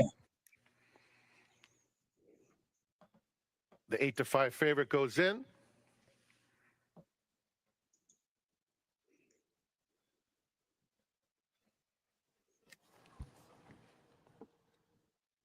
What happened? Bombo Bombo is out very alertly. I think you forgot the race coming started. through on the inside, and Resemblance in the mix early on. Didn't it sound that way? Followed by Bruckner in fourth, Yeah, and right that next was to very Bruckner is strange. Broadway Unions. Osage Creek speeds clear, has a 2-length edge on Zombo Bombo with a half-mile left to travel. Now it's 3.5. At the rail, Bruckner is trying to get into it. Extreme outside, Resemblance in the pink, and Broadway Unions is racing in between. So 4 of them line up behind Osage Creek, and it's Osage Creek in front comfortably. 3-length advantage coming to the quarter pole. Broadway Unions moves his head into second, and Bruckner is down at the rail in third.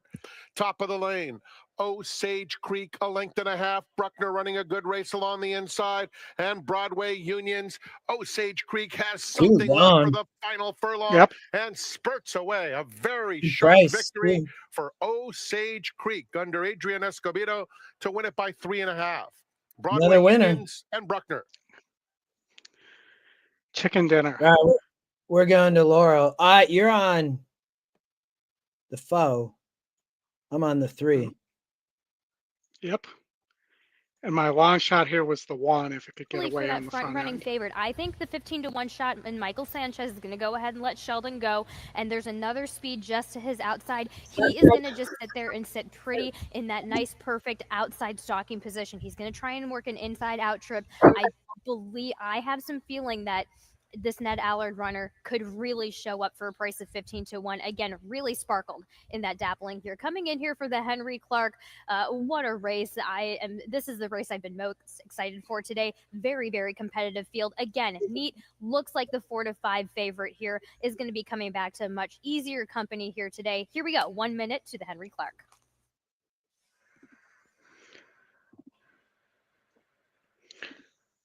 It looks like even though there was no rain in the forecast, it looks very overcast. The horses stepping up to the turf.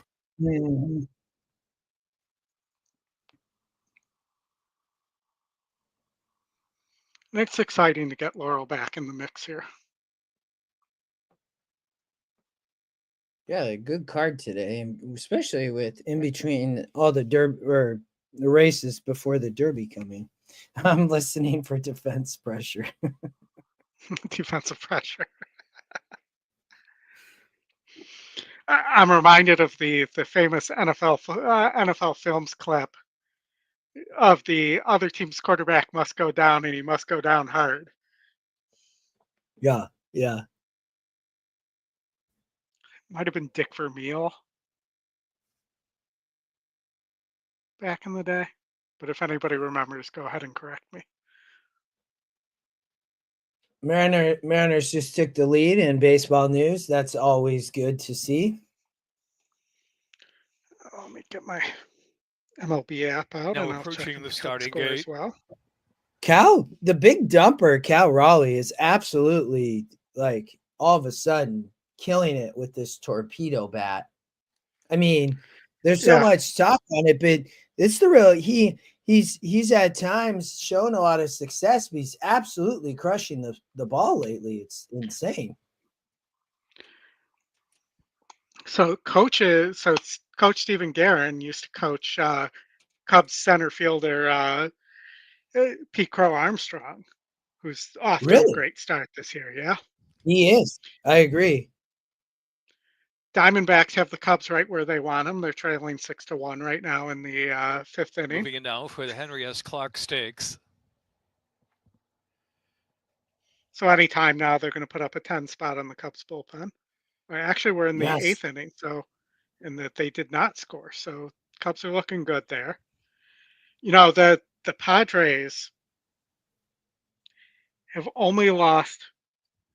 Did they lose yesterday? Yeah, they've only lost 5 games. 3 of those games are to the Cubs. Ocean City. It was 4 going into yesterday. And they're only home losses to the Cubs as well. Trick. I'm playing the exacta here, Oldy, with the 3 and the 4. I don't know what our price is. Degree of risk. Full Mineo. And then I think I had 3, 4, 7 in my cheap pick 4. Right. Mischievous Angel. Hammer. Stop. Hammer time. Crabs and Beer. Desvio. No. Outside gate. Wow.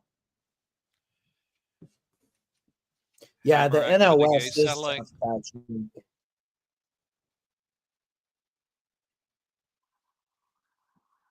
Backed out. The Cubs are in one of the toughest stretches to open a season in baseball history. They're going into this homestand against the Diamondbacks. Their opponents were 50 and 33. Marshall Mendez getting a leg back up. Wow. And the Diamondbacks are Hammer. The Diamondbacks. What's the Diamondbacks? 12 and 8. So it's not like they're getting relief. And then they have the Dodgers coming in too again. And they're off of the Henry S. Clark Stakes. Ocean City from the inside, Hammer on the outside, flashing up to, and Card Trick has early speed as they push on now to the opening of Furlong. Here's Mischievous Angel racing in fourth and taken back now 3 wide into the turn, head to steady just a tad. Wow. No trouble, Rough Mischievous trick for Angel. Neat, And Crabs and Beer caused Neat to steady just a bit as well. So Neat's having a tough time around that turn, as did Mischievous Angel, and they're settled about 5, 6, 7 lengths from the front as they move down the backstretch now. Desvio on the outside, Signature racing third to last, and Fulmineo and Degree of Risk is trailing the field.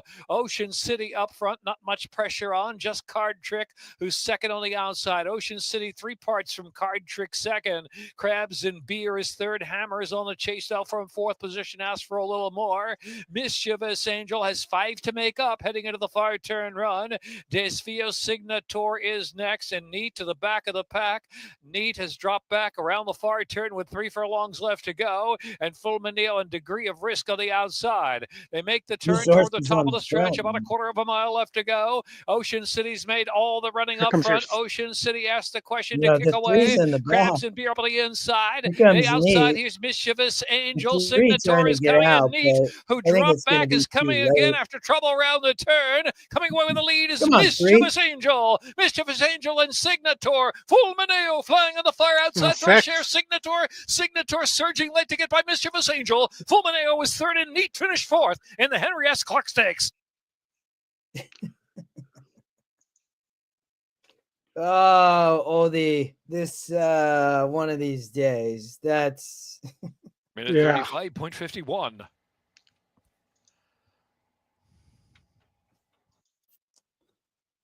Ay. All right. Well, yeah. So the 6 Signator for Shug there at 9-2. Yeah. I don't know. The speed was questionable. I thought there would be more speed there, and then the 1 got loose, and the 3 is so far back. I mean, my gosh. But all right, man. Where are we heading to? We got Keeneland in 3 minutes, Just a Touch versus Skinner. Oh yeah, you're singled here to Just a Touch. Yes. And let's see. So they're about to be. They're about 4 minutes to post. You got a late pick 4 or anything here you like? Yeah. I think I'll play a late pick 4. I'd probably use here, Oldy. Why don't because I would single Rebel Red in race 9. I would use 5-9. 5-9. I'd watch out for the 8 if I thought the 5 wasn't going to win, the 8 would be my second choice there. Why do you add the 6 and 8 here? And then single Rebel Red.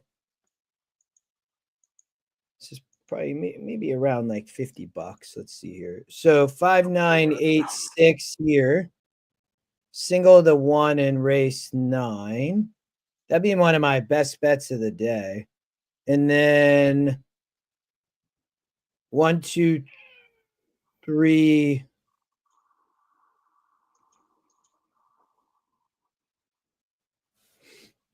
Uh, 1, 2, 3 in race 10. All right.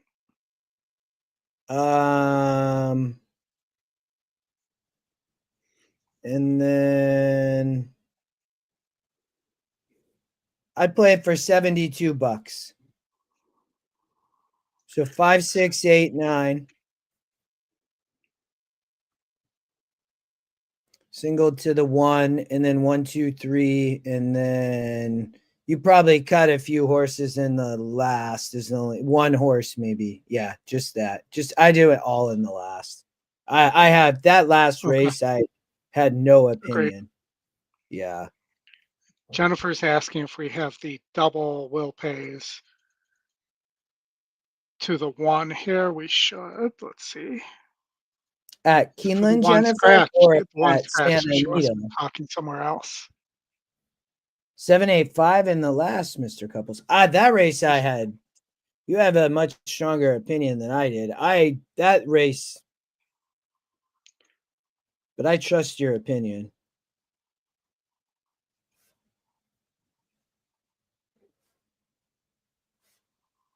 All right, there's Justin's pick 4. We are 5-year-old gray horse, Signator by Tappet out of Pension by Seeking the Gold, bred in Kentucky by Gainesway Thoroughbreds. By Gainesway Farm. 446 75 60, pick 343 85. Moving into line, race 8. $2 executive 59, $80 trifecta 157, $80 superfecta 504.40. I think I left the Laurel. Federico Tessio Stakes. Sound on. 22. There we go. There you go.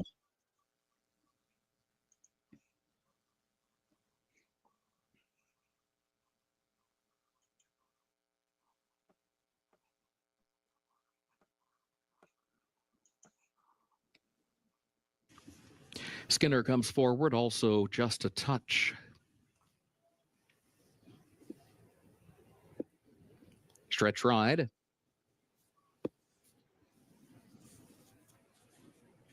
Passing game, the last one. Goes in, they're at the post. And they're off. Here's Gould's Gold from the outside, just a touch from the inside. Just a touch will have the lead from Gould's Gold. And then Skinner, passing game, extreme outside as they head for the first turn. Just a touch, the early leader. It is just a touch against the rail, leading the field into the first turn and leads it by just 1 length. Now has company because passing game moves up on the far outside, right alongside the leader. Gould's Gold is behind that pair in third, followed by Stretch Ride against the rail in fourth. Skinner fifth on the outside, about 4 lengths off the early lead here. Then Glen Airy comes next. Spencer's Boy Luna, Parchment Party is at the back. The opening quarter went in 23.58 seconds. Passing game from the outside has the lead, has it by just a neck. And here is just a touch right there to the inside in second. Gap of 2.5 more lengths. Stretch Ride is third by a half length. Gould's Gold is fourth. Skinner is fifth. 5 lengths off the lead, looking toward the inside onto the far turn. And then Glen Airy, Spencer's Boy Luna, Parchment Party last. 47.66 seconds the time for the first half mile. Just a touch is the leader. Just a touch leads it by a length. The passing game, who's now second onto the far turn. Skinner and Stretch Ride both begin to pick up the chase. Here's Skinner carefully moving up around the far turn. Goes to third, goes to second. Stretch Ride moves that one to the inside. And then Gould's Gold, who's wide in fourth and running 5 lengths off the lead. Coming off the turn, just a touch, has the lead by 3 lengths. Skinner is second, Gould's Gold is in third, and Stretch Ride fourth. Glen Airy is fifth. Just a touch, chased by Gould's Gold. And then Skinner toward the inside in third, who's still 4 lengths from the lead. Just a touch into the final furlong. Parchment Party. Fourth on the far outside, now challenging for third, now challenging for second, but Just a Touch is gone with the lead at the 16th pole, and Just a Touch and Florent Giroux win this one convincingly. Parchment Party will rally up for second on the line at the expense of Gould's Gold, and well behind that pair, Skinner was fourth. So Hot Rod would not trust Flo. He mentioned this in the chat on a horse like this. What and for what reason? Here, I'll find it here. It was up a little bit. Wow, what an effort we just saw here from Just a Touch. This horse took pressure from the 10 throughout. In fact, one point had to kind of ease on behind the 10. I think he handled that Just a Touch perfectly. took another hold of the bridle and kind of drifted up to the lead take under the jockey bait on the Florent 10 Giroux. there and Man, just was waited this horse for the impressive. time They to did tire go quickly himself throughout, out. and a decent final time as well. Florent Giroux just wrapping up as they cross the finish line. It's a far way back to whoever. All right, and we're bouncing right to Gulfstream, where we have a odds-on favorite here, which I'm kind of surprised by. Or yeah, I mean that horse has the experience, but I was against that horse, Oldy. I thought the 2, 3, or 6, the 3 and 6 as firsters, I thought had a look. But I agree, and I thought that the 5's burnt money. I mean, been the favorite 3 out of the last 4 times, below 3-1 all 4 times. And I think belongs on the turf, even though they only have run it on there once. And I agree, the Mott firster and the Pletcher.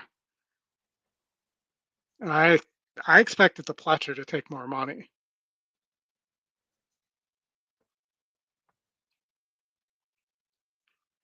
There. They're going in the gate already, so.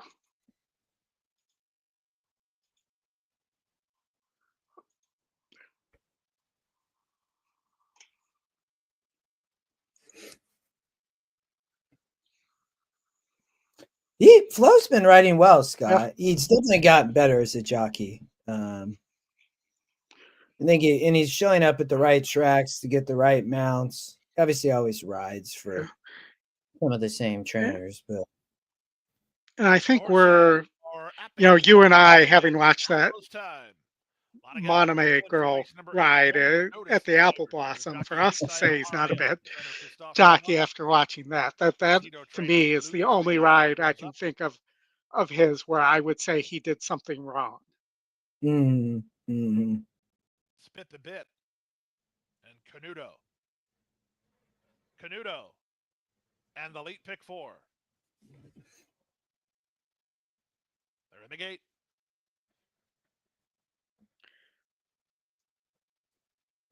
Fire! Off and running. Slow break from Starship Iceman.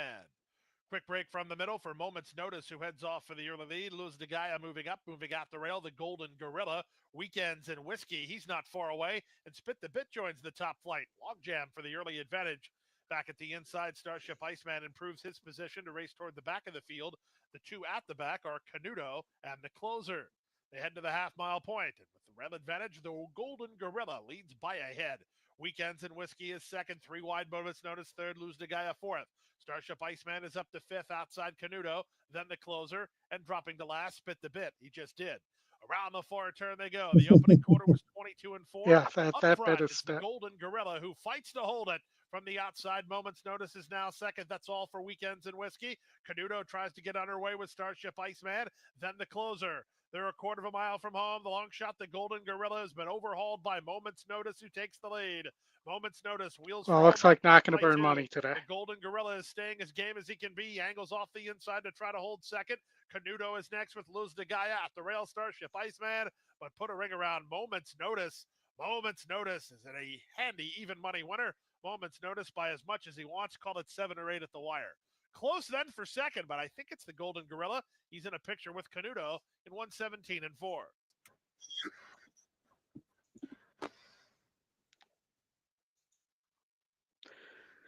All right, we got a few minutes here. Looks like. Because we've got 11 minutes to Santa Anita. We could do a race at Aqueduct if you wanted. The Aqueduct's the stakes race, Oldy, that we covered. Oh. So probably it's yeah. You know, this is basically a non-winner of. Oh, we have the video up. Okay. Yeah, sorry about that. There we go. So you got one horse with 3 wins, 2 with 2. Yeah, the one for Delacour getting it at 2-1. The 3 Faster Gator, the second pick, who's of a coma. You know, that they're all pretty much getting bet. Where were you here again, Justin?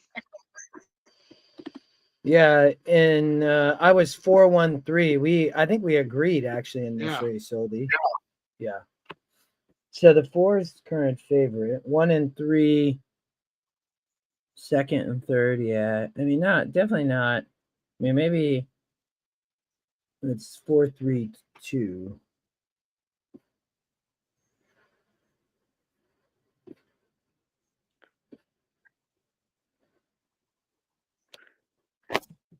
But the 2 doesn't really look like. I mean, just broke its maiden, broke it by a lot.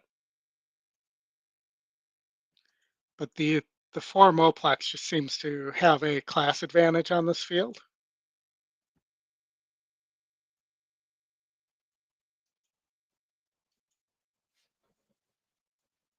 And I think we talked about that maybe the 3 having a race here might make it more interesting, where the 1's coming off the layoff. But looks like David may like a little bit of the one here based on his notes. He had a winner yesterday. I think that was like 16-1 Wow. in race 2 I think it was race 2. Somebody put it in the chat. That one horse looks like it really could sit the trip. I mean, that was a nice win, 2 back. I mean, comes off the layoff for Delacour. I mean, it's, I can see why it's really 4-1. The 3's taking a little bit of money, but I think I would probably put the 1 over the 3, Oldie, for me. Yeah. So. Well, and the 1 might set the trip just from a pace standpoint too, because the 4, 3, and 2 all look like they could be fighting for the same space on the track. Mm-hmm. Mm-hmm.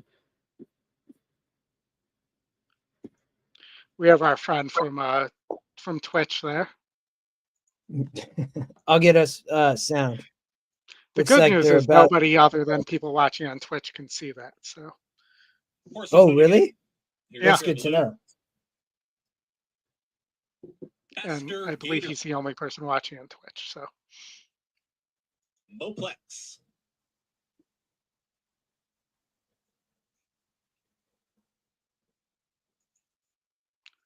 Well, you got your single at Keeneland, right?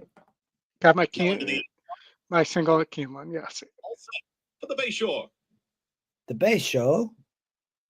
And they're off. Broken a very even line. Faster Gator right out to the front and has a neck in front quickly on Moplex, who's going to stalk from second. Gotta be careful with that one. Carla Loop is right there in third. Faster Gator sounds like something else. The rail, there's Pascaline is now moving through, is taking that 4th position, very tightly bunched field. The Triller, McKellen, only 2 off the leaders, and the leader down to the inside is Faster Gator, just got passed though by Moplex to put a nose in front, but Faster Gator comes right back, and they went 23 seconds flat for that measured opening quarter mile. Pascaline wants to go, is right in behind. This leading duo is a snug hold here for Kendra Carmouche, just needs somewhere to run. Outwider Share the Loot is going to get the jump, and McKellen starts to rally from the back. The leader is still Faster Gator. Faster Gator is still a nose in front, 45.55. They pick it up, and now they sprint for home here in the Bayshore. Moplex is still in hand, and here's Manny Franco on Moplex now, gives them the cue, and Moplex is kicking on. Faster Gator is still right there. Pascaline is now weaving through rivals, starts to commence the rally as they approach a final furlong. Moplex and a stubborn Faster Gator. Wow, that 3 is game. Pascaline's trying to catch them both. A 16th left to go. Moplex with the advantage. Good ride by Manny Franco. Moplex wins wow. the hard-fought Bayshore. It's Moplex. Well, at least the winner. He was jockey 6-5, but Manny gets it done. Another preview show winner, Oldie. The Bayshore, Long Island. All right, we got Santa Anita. You're single that Santa Anita here, correct? Correct. Nevada Beach. Which, as you're probably not surprised, is an Omaha Beach horse.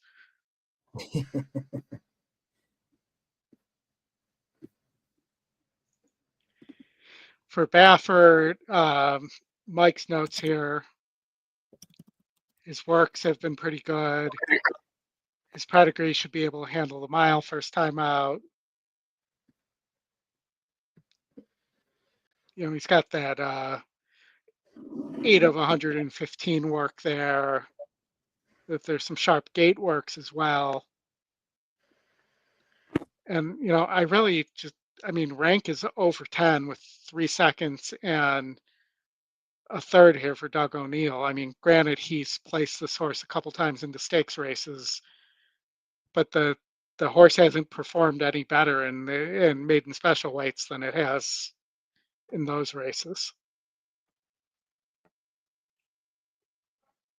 Yeah, and you got the daily double. I saw I think Mike Soletta, you had the daily double was 10-1, I think, Oldie, to the 1 horse from that 2 horse. Was it the 2 horse in the last race? Yep. Yeah, very nice. That's not bad. And, you do have the sheriff's horse moving back to dirt. GSR goes up. getting bet hard. So, people may think that this one's a runner on the dirt. And the other Baffert not taking any money at all. You do not see it justify with Baffert not take money like that.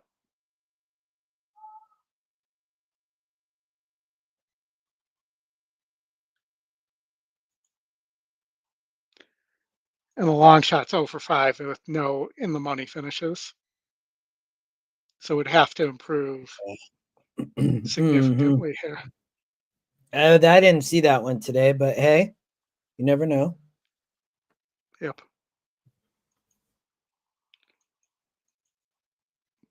All right, let's take a look on the track, unless you have a different opinion than me here on that you want to go over. I'm rooting for your one horse. And then we got Laurel after Santa Anita, another stakes race. And then horses can really wake up. I think we'll also have a couple. We might see something different from him. With 2 more stakes race at Laurel. Oh no, this is the last one. That's right.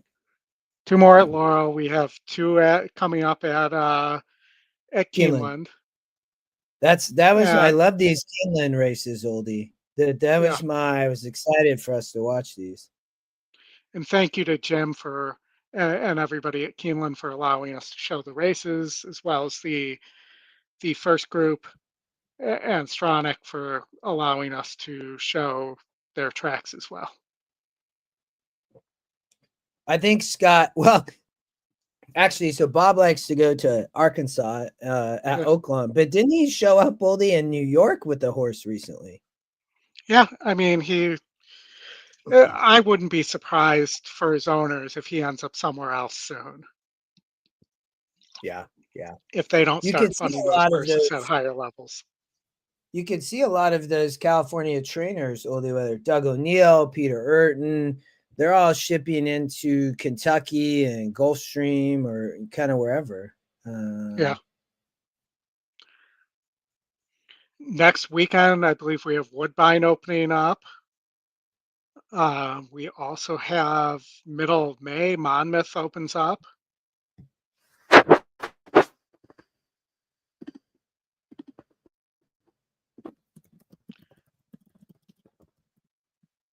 All right, they're on the track. I'll put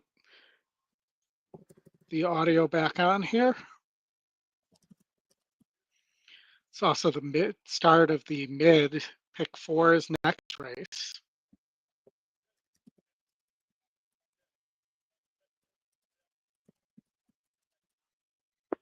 Alter pick 3 is 6, 8, 10.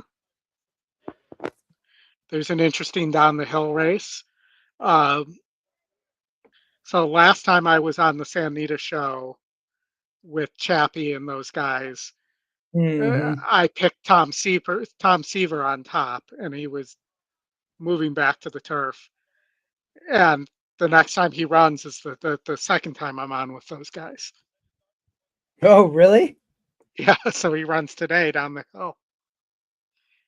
So I got to make I of course made references to curveballs and pitching.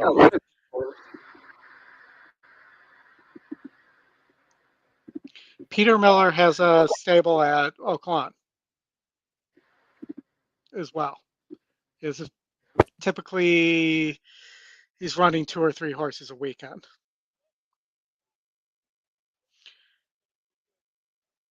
And with it being Easter Sunday tomorrow, I think only Gulfstream and Santa Anita are running. Yeah, it's usually a light reached the starting gate. It's post time. They're lining up for the 3rd.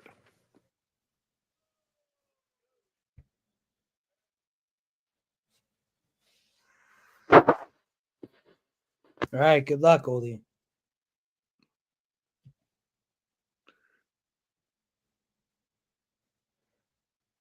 Dabo goes in, 2 more. We'll be right over to Laurel after this for their and isn't this at Laurel? That's the entry into the Preakness. I believe so. Yeah, I think so. And they're off. Very even start. Cornhusker Chris out in the center of the racetrack is going out to battle for That the wasn't lead. what we wanted to see. Nation has speed 2, and in between those two, Rank. So 3 of them vie for command, with Nevada Beach just behind them down at the rail in 4th. Nation drifted a bit and is not handling that turn at all. Nation, tough to handle one through the might opening still stages up as for the Rank lead. goes on with it. What a fitting name. Rank in front of the Rank Nation. So it's Rank in front by 2, moving on to the back stretch. Cornhusker Chris in second, Nevada Beach a joint third, racing on the inside of Nation. A gap of 5 or 6 back to Fausto, and Zabo's at the back, some 12 or 15 of front-running Rank. And it is Rank and Antonio Fresu in charge, 2-length lead.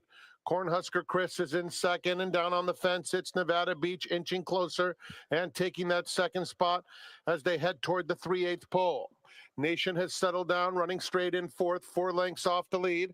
Fausto trying to pick up some momentum, another 4 back to Zabo. 3 furlongs remain for Rank.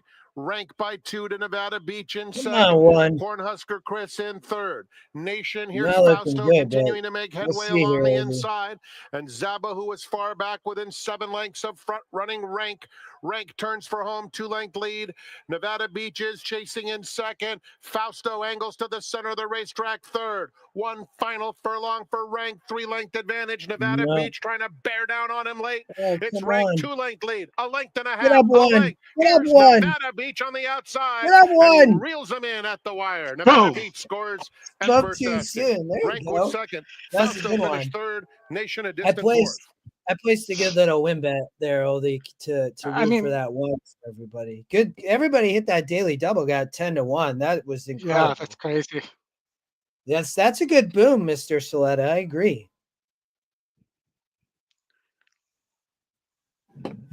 Does Baffert show up for the photo? I'm going to guess he's there. I know they were FedExing in, which sounds weird. They were FedExing in his horses this weekend into Churchill.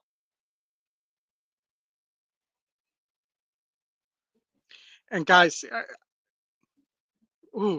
awesome, Jennifer. Congratulations. That's a boom. In fact, that gets our first real boom of the day here. Sorry, I was making sure that $50, Jennifer. Well, I was making sure my children were not struggling out there. I don't know what was going on. I heard some yelling. That's a good double for Jennifer. Nicely done. Yep. So I was talking about Baffert, and this sounds weird, but he's FedExing his horses into Churchill, I think, this weekend. What do you? The FedExing just on how they're getting there. Yeah, apparently it's probably a FedEx plane or something. I don't know. Yeah. But at least that's what I read from. I think it was from DRF. So I'm gonna go with it being true. And then what was I trying to say here? That then there is another work out there that first posted with, and I know it didn't happen in the Santa Anita Derby, but with Citizen Bull using another horse as a target and rating. And this one was actually even more impressive than the last one.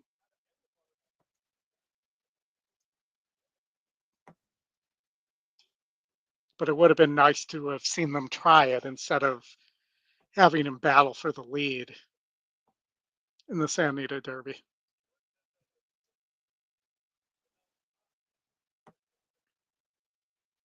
Race 3 is official. Oh, switch the sound. Oh. During the winner's circle, Nevada Beach. It should just know it should telepathically know that I want the sound off on that one and the sound on this one. Yeah, right? That would be great. Kentucky Outlaw. Like that, there should be AI that does that for you. Just a fair shake. 2 back.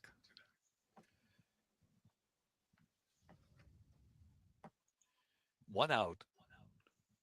Mile and an eighth. Once around that Laurel. Hot Rod on the one here. Me too, Hot Rod. Let's get it, brother. that 6 is rank. Wait, was Studley do right to settle? Riders off for a moment, getting back aboard. X-Man getting tied on there. Studley do right. 2-1, pay Billy. And they're off into Federico Tessio. Beat slow to begin. There 5 was broke Kentucky slow. Outlaw. Was Right wing expected runner to be on showing the early lead. the foot. 6 Surfside got Moon from the destroyed. rail and bold diversion. The Grays right up there with speed into the turn run. Sacred Thunder. Ooh, almost went down there. Had to steady My and bobbled goodness. into the first turn run. Sacred Thunder had trouble. Pay Billy in the meantime had clear sailing into fourth. Now Sacred Thunder has recovered to race in I fifth like in the between trip on my horses as they one round that so far. turn. We'll see. On the inside is Arcadian losing a spot or two. There's And a here's 9. Just a Fair Shake within 5 of the lead out in the clear. Kentucky Outlaw will have to come from out of it today is 7 lengths from Right I think Wing the Runner, 9's who going to trip out continues here. on a conservative lead. About 5.5 furlongs left to go on. And next is Studley do right back of the pack and Happily Delusional trailing the field. Pretty even pace out there for Right Wing Runner. Right Wing Runner half length in But I front did from Bold Diversion. Pay Right Billy Wing is Runner third and was keeping that up on the Park outside. source. Surfside Moon is next in fourth. Just a Fair Shake fifth. Sacred Thunder is next. Arcadian on the inside. A Kentucky Outlaw is about 3 wide past the half-mile pole. And now a challenge for Right Wing Runner as Bold Diversion on the outside puts ahead in front. And Pay Billy kicking into action. Here's Pay Billy. Pay Billy 3 wide. Just a Fair Shake. Moving strongly on the outside. And Kentucky Outlaw broke up beat slow is coming ridden along there. Fourth, almost third on the outside. Top of the stretch. It's a wide open Federico Tessio. Just a Fair Shake. Just in trot. Just a Fair Shake turns in. Pay Billy is battling every step of the way. 3 back at it. Surfside Moon third. Kentucky Outlaw flattened out a bit in fourth as they come to the final furlong, and Bold Diversion is fifth. Pay Billy and Just a Fair Shake. They're nose to nose for the final furlong. Extreme Outside trying to pick up a share is Happily Delusional, but Another Pay winner for Billy's the in weekend front with a preview show. 16th That to was my go. top pick. Pay Billy, Just a Fair Shake, Surfside Moon, late The run 10 Happily was my. I Delusional. played Pay the try Billy. there, but I much rather would have had the 1 on top because I played I think like a really cold try there was 110-9, 1-9-10, but the 10 was my second pick there. They ended up running second. My Him top in the pick. paddock. The 6 limited the liability. Sorry. No, you're fine. Keep going. So Keeneland, there's your pick 4.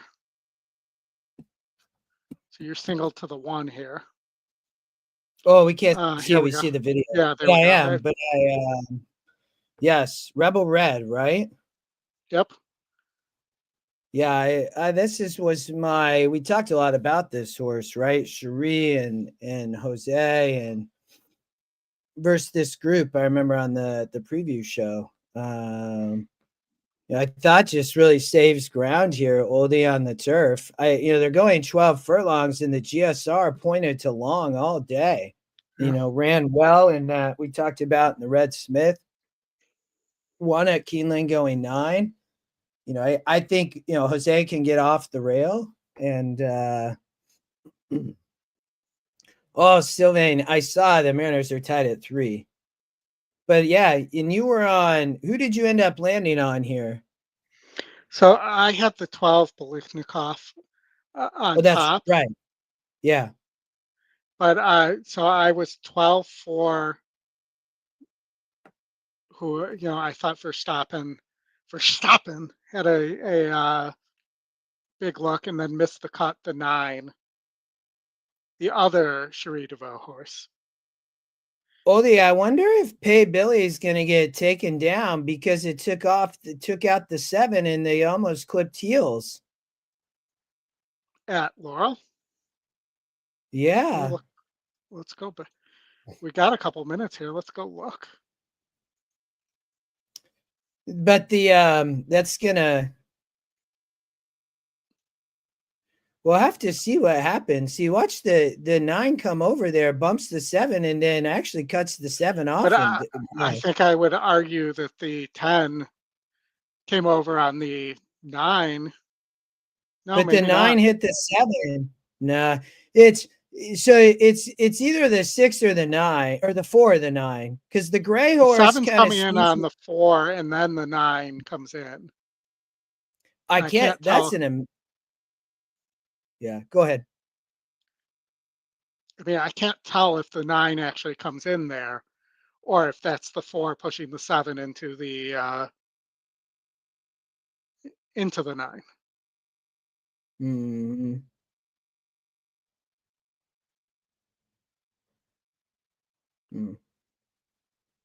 It's really hot from that angle. You almost need to see it from behind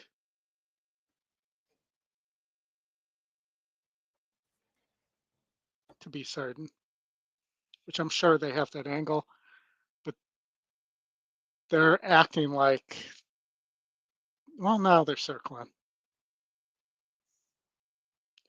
But keeping an eye on Keeneland here as well to make sure we don't miss. We'll put the Keeneland sound on in the meantime.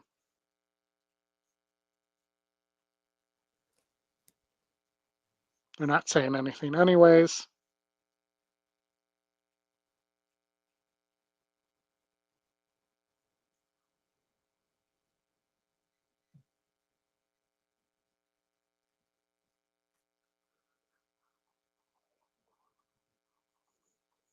That 7 horse definitely got squeezed. I'm not sure that I would have totally blamed the 9. Looks like they're headed to the winner's circle still, so they're confident, even though there's an inquiry.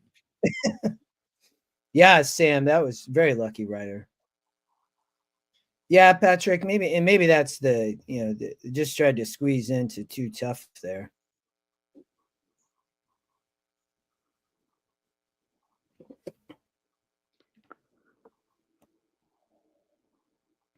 What's the price? You can flip to Keeneland Oldy if you want. What's the price on Rebel Red? 6 to 1? It is 6 to 1. I mean, the 9 is the favorite, which is surprising. We have the 6 or the 2 we thought would be the favorite. Cut comes forward along with Verstappen.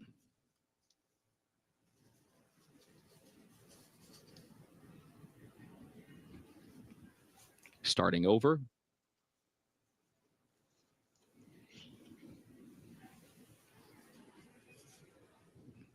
Utah Beach. Utah. Grade 2 Elkhorn. Limited liability. I'd rather be blessed.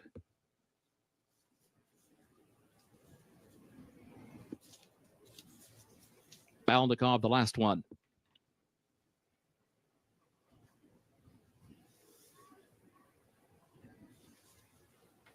Last one going in. They're at the post. And they're off in the Visit Lex Elkhorn. Grand Sonata, Dean Martini both have some early foot coming out of the gate, and Dean Martini's going to move by and get over to the rail as they move on to that far turn with I'd Rather Be Blessed, caught out moving very wide to clear some traffic, and now I'd Rather Be Blessed moves up, takes the lead a half length. Dean Martini hugs the rail in second here early on, gap of 3, then back to Old Crazy Bone, who travels in third position by just 1 length. Verstappen someday I hope to be known as Grand Old Sonata Crazy shuffled back into 5th, missed the cut, 6th up on the outside. Utah Beach well, is we in knew 7th. there would Limited be all this liability speed in is this race. Rebel Red is 9th back toward the inside. Anglophile is in 10th. And then further back, starting over, who's there to the outside, running in next to last, and Balnikov trails the field, moving through the stretch the first time. The opening quarter went in 24.25 seconds. I'd Rather Be Blessed is on the rail now, and here comes Limited Liability, moving up fast, comes from the center of the pack, and ranges right up on the outside with a circuit to go to take the lead. 50.09 was the time for the first half mile. So Limited Liability gets to the front, starts to angle back toward the inside to save some ground around the turn. I'd Rather Be Blessed is second. Dean Martini is third. Missed the cut wide in fourth, but improving position around the turn. Then a gap of 2 back to Verstappen, who is 5th as they head onto the backstretch. Old Crazy Bone 6th, starting over is a wide 7th. Utah Beach is in 8th. Grand Sonata has lost a couple of more positions, is 9th against the rail, nearly 10 lengths off the lead. Rebel Red is right behind that one as they head up the backstretch. And then Anglophile and Balnikov is last. Back up front, Limited Liability is the leader. Limited Liability by 3/4 of a length. I'd Rather Be Blessed goes second by a length. Missed the cut is third up on the outside by a length. Dean Martini is back toward the inside in 4th, headed on to the far turn for the final time. Utah Beach is next in between horses. And then Verstappen, who's going to go wide and is running some 5 to 6 lengths from the front as they move midway on the turn. Then Old Crazy Bone and starting over. It is Limited Liability, the leader. Limited Liability leads it by a length, just over a quarter mile to go. I'd rather be blessed is second. For stopping is wide. Utah Beach is looking toward the inside. Missed the cut is fifth. Has still 5 from the front. Into the stretch, limited liability. I'd rather be blessed. Utah Beach and Verstappen is there on the outside. Verstappen coming forward into the final furlong, but limited liability and Utah Beach still having by 2 lengths. Late run Rebel Red from far back with Anglophile. Utah Beach has the lead by a neck. Limited liability, Anglophile, and then Rebel Red. Utah Beach, limited liability. Utah Beach, limited liability. That was Utah the one I Beach mentioned to that I win didn't use the Visit Lex on the weekend Elkhorn. preview. I went Grand Sonata instead of going there.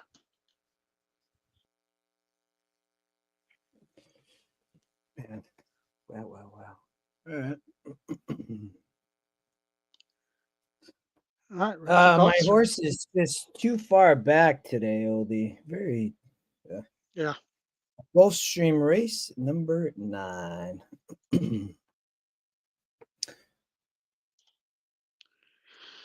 Gulfstream race number 9. I was 278 here.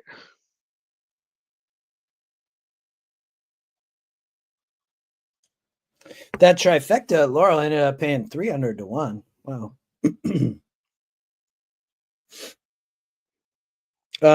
In your pick 5, are you still alive? Yeah, I'm still alive. Or pick 4? Can't remember. Pick 5. Okay. I did shut the Keeneland sound off. Okay.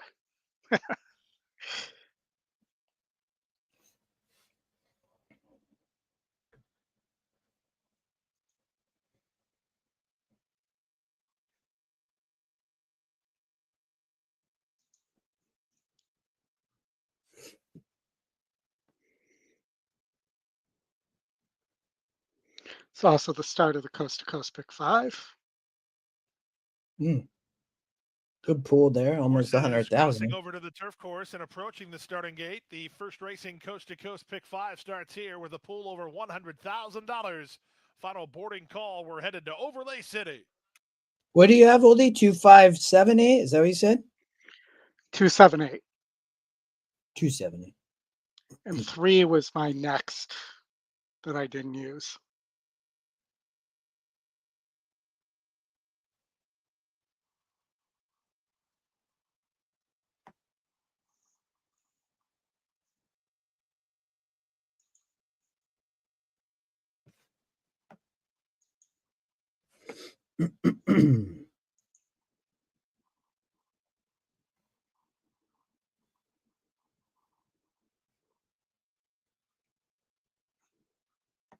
Good luck.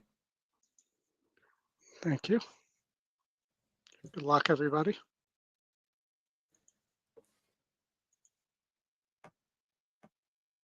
The horses are at the gate. It's now post time.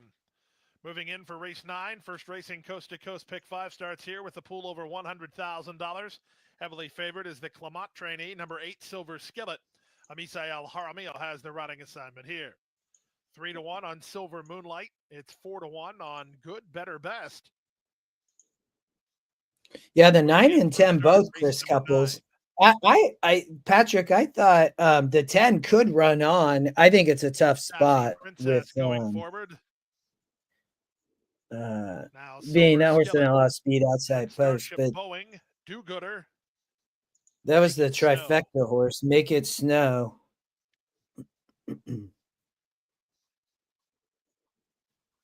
Those Starship horses kill me too. When I don't use them, they beat me, and when I do use them, they finish last. They're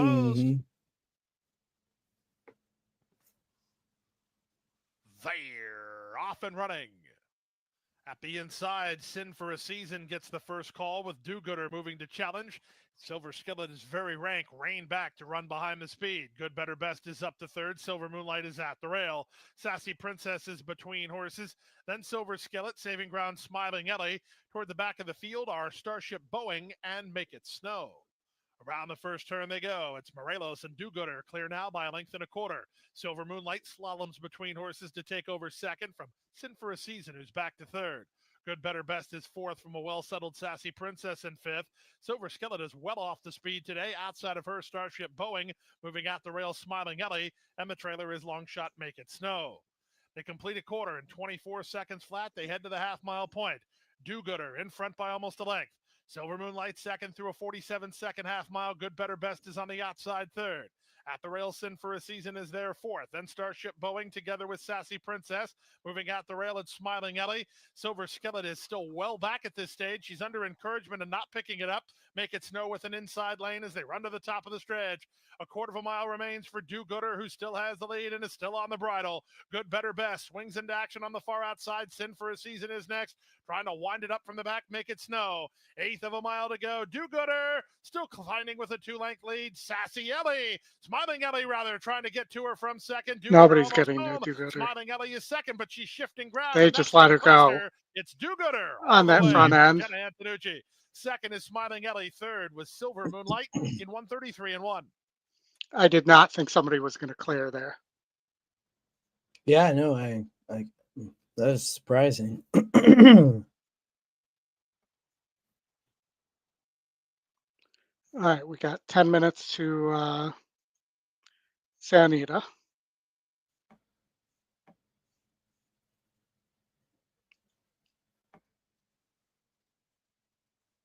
Race 3, 4. Race 4. And you have a mid pick 4 here. I think it can be played pretty relatively cheaply. Let's see. So I have it at $42, but you can probably scale down race 5.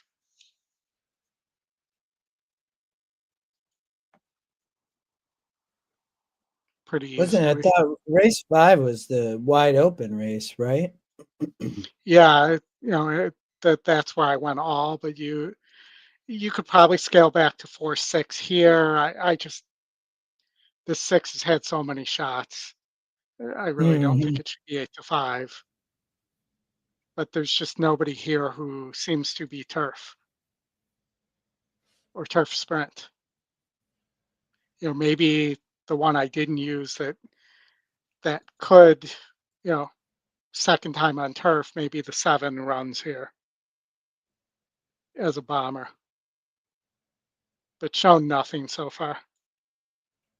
I mean, the 6 is dropping finally. I mean, into 42, and it's been racing in state bred versus much tougher though. Oldie, those were 48s and 50s. I mean, this is just a weak group. Yeah.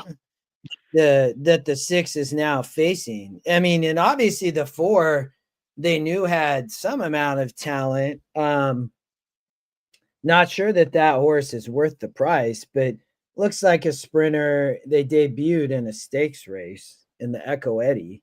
Now 47% was 1% that day. I mean, the 2 hasn't been able to win. The 1's sticking no money. Look at that 9-5 morning line on the 1. Well, but that's the track morning line. It's right where that is. No, yeah, I know, but just really, there's pretty good value obviously on the 1, but it wouldn't surprise me if the 6 finally gets the win though, because this is just such an easier group.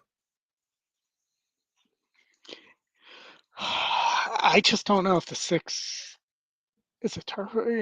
I guess there's that one effort that says this horse should be able to win on turf, but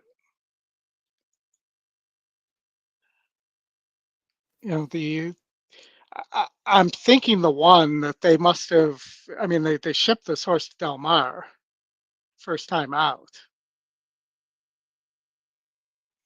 but again, that horse needs to break. But it is. I mean, first time as a 3-year-old. They only ran once at 2, so. Maeda uses Frey more than he uses Frazier, and has a better percentage with him.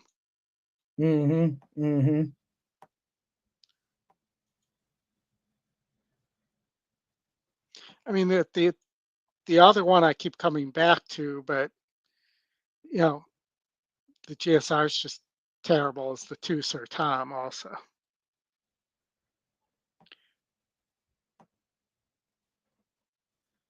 might be the speed of the speed. And then you're singled to Ricci, right? If I were to play the mid pick 4 here, yeah. Yeah.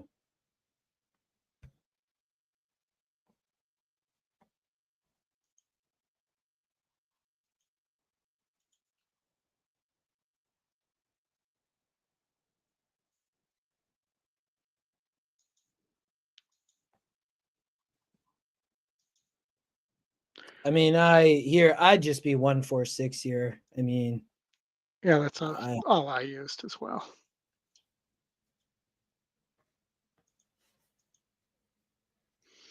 And the race sim has the 4 and the 6 pretty far ahead of everybody else. Mm-hmm.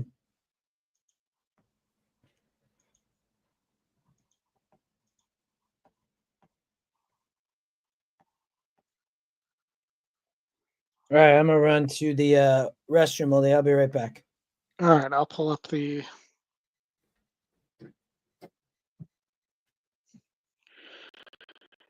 Well, that doesn't sound like a good percentage to me. The 5 megaton man, there have been 5 falls, and the horses have yet to win a race.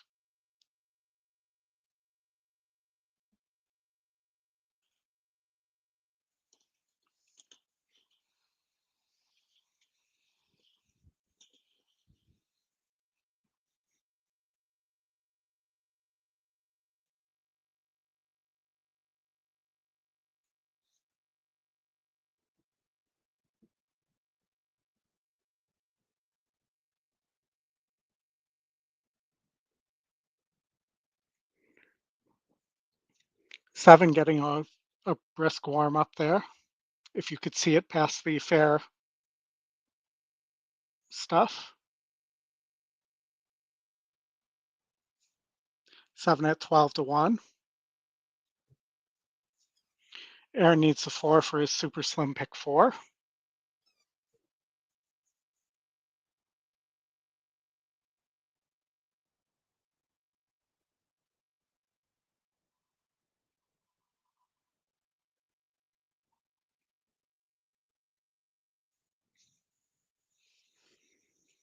All right.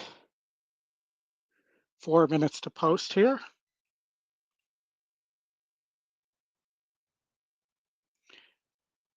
Trying to tell what kind of ride that is there.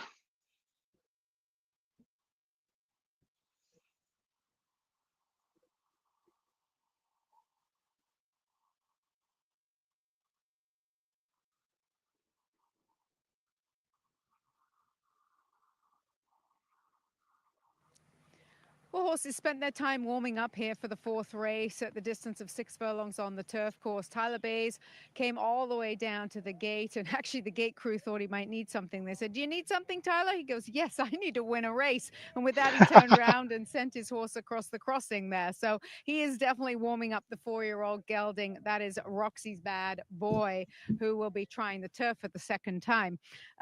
Taking a look at some of the other horses in here, I thought Maxville was interesting. This horse was 20 to 1 on the morning line. You look at his work on the 13th of April on First TV, and he looks more like a router than a sprinter. So that confused me a little bit. But some of his races, I think, are fair enough in here with the cutback in trip that he could come running late and try and get a piece of it. And he certainly would be a price at that. As the horses are getting a little closer to the gate, I can really get a good look at them now. Number 2, Sir Tom for Doug O'Neill, very much on his toes, boiling over just slightly. He's got the cheek pieces on, which I've seen Doug send horses out today already with those red cheek pieces on. This number 2, but he is, Sir Tom, getting pretty warm and a little antsy out here. The number 5 is in front of me, and that's Magnum Man for Jeff Bondy, the first-time starter. Very nice walk about him. He's a son of authoritatively, and he's just walking really nice and relaxed alongside the ponies. That's what you want to see for a first-time starter. Maxville just went by, cool as a cucumber, and a very good-looking Miss Joe's Curlin. I was watching Juan Hernandez warming up Miss Joe's Curlin in here, and what a way he's kicked off this new meet, right? 4 wins yesterday, already with a win on the card today for trainer Bob Baffert. So he is looking for his second win. That is the number 6, Miss Joe's Curlin for Brendan Galvin. Good luck in race number 4. It comes up shortly.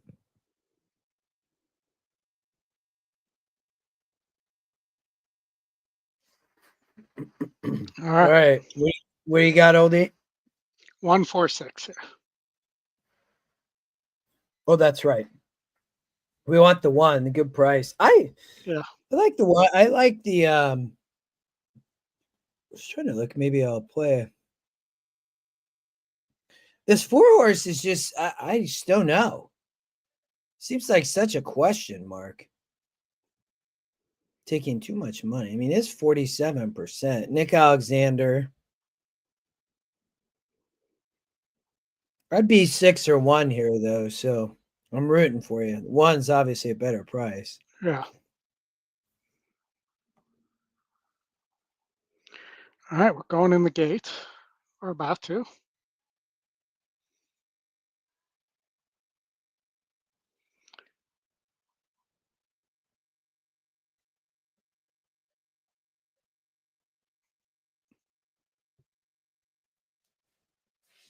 It's post time. The horses are at the gate. They're loading in the gate for the 4th.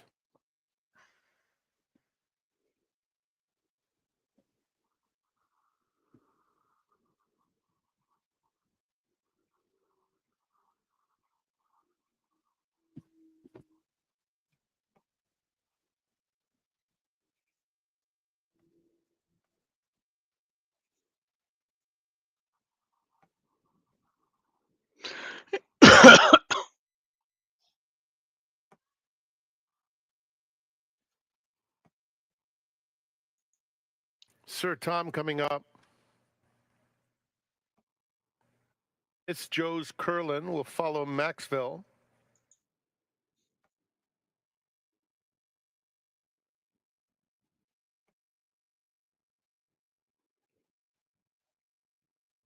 Roxy's Bad Boy going forward.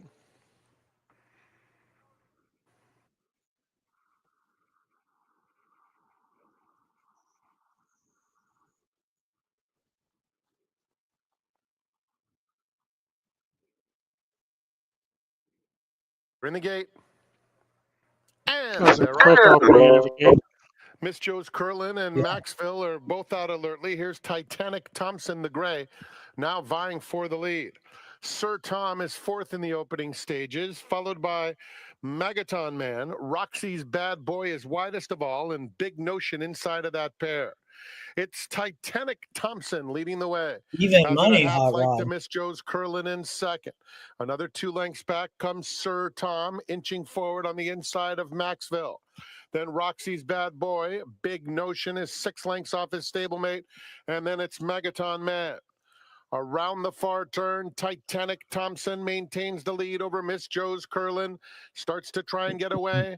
A gap of 5 suddenly to the next flight, headed by Maxville. Sir Tom weakening along the inside. Behind them, Big Notion will angle out. Roxy's Bad Boy, final furlong. Miss Joe's Curlin on the outside. And Titanic Thompson. These two have just been going at it the whole race. Miss Joe's Curlin, Juan Hernandez now put away. The 4 would have very been tough better, but I'll Titanic take it. Thompson. Miss Joe's Curlin convincingly. Titanic I Thompson mean, that second, horse was Maxville taking, it third. was like a then Big 6-point Notion. SOR drop. We got a couple more Keeneland, that Laurel race up. The 7 is the current favorite. Supreme Song. Okay, hold on. 6, Miss Joe's Curlin was first. 4 Let's times. Yeah, check Hot sound Rod, off that first. was. Go again, Oldie. So I was just saying, let's get that sound down there. All right. So the 7 Supreme Song It's 5-1 on the morning line. We all liked it in the spot, and it's getting bet.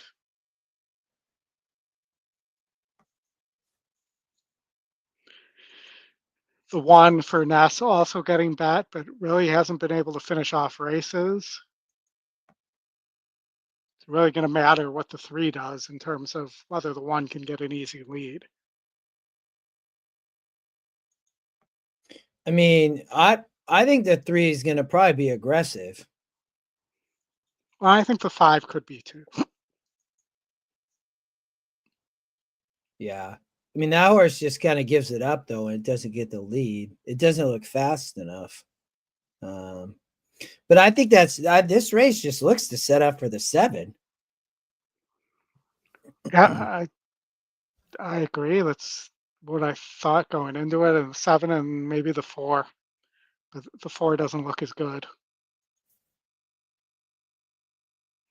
And if all hell breaks loose, the 2, you're going to need a total meltdown for that horse. Yeah, more of a horizontal underneath for me. Yeah. But maybe he can hit the board at a price. To your point, it would be 11-1. I mean, it has the 3 pretty much staying in the same spot the entire time. As I look at the race sim here.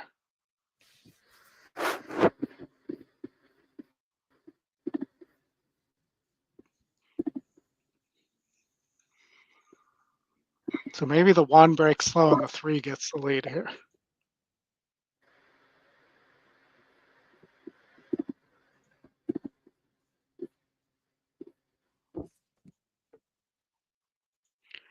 Here we go. Looking at Laurel.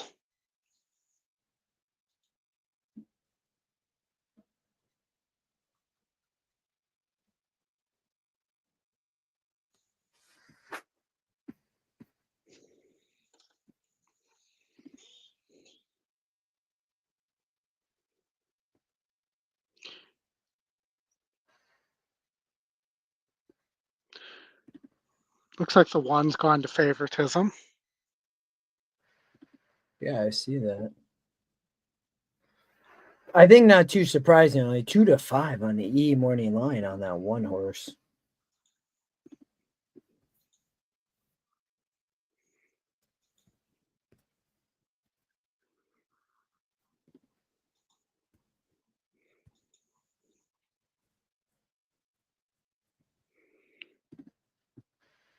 I'm surprised, other than it being a Ness horse, that the 1's the favorite. Mm-hmm.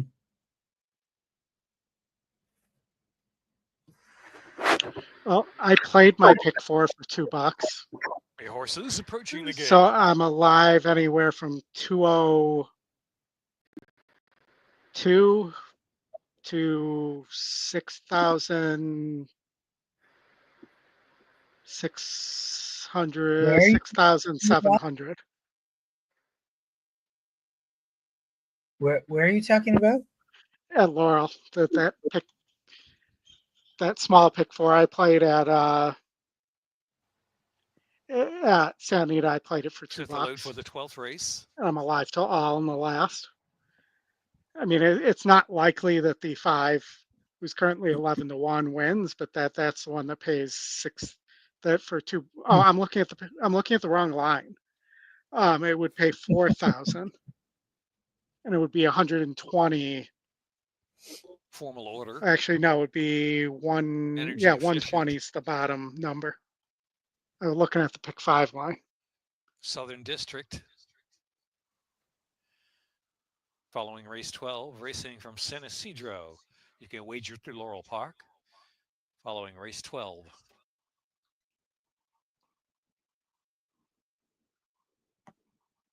Kickstartness. Toast to coast. Good luck, Hot Rod. Toast to coast. Award nominated. Carlos Carrasco up.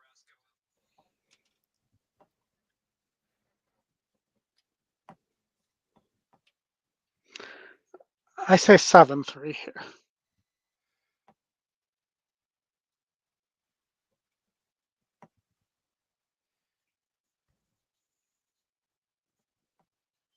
And they're off. Southern District, a beat slow to begin. Energy efficient kickstarting zips up there and toast to coast sharp break, and Supreme Song is there on the outside into the first turn run.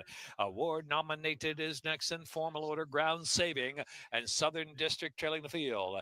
8 lengths will cover them front to back. Kickstartness to catch. Kickstartness from Supreme Song. Lead is a length. Inside Energy Efficient settling in third position. Toast to coast on the chase from fourth and 3 off the speed. Another 4 or 5 lengths back. Formal order, then Award nominated in Southern District. Down the backstretch with Kickstartness leading the way. From Supreme Song to lead 3/4 of a length from the inside for Energy Efficient to roam right on through. Energy Efficient right up there. Kickstartness tries to kick again.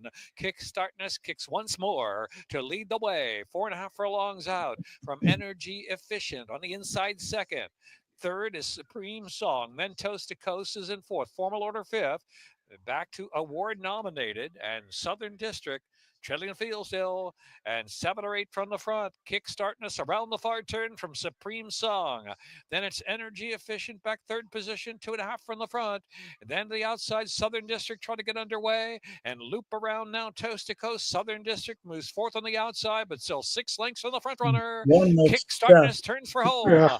Kickstartness turns in with a 2-length advantage. Supreme Song Energy Efficient out of the inside. Then Southern District and Toast to Coast in formal order. Furlong left to go. Southern District on a roll on the far outside. Here comes Southern District. Kickstartness driven. Kickstartness and Southern District. Southern District last to first. Southern District and between horses. That's formal order. The splitting horses to And there's run that into the too. exacta. Southern District from formal order. Energy Efficient third and Toast to Coast fourth. Coast to coast. Minute 48.20. All right, we got Keeneland,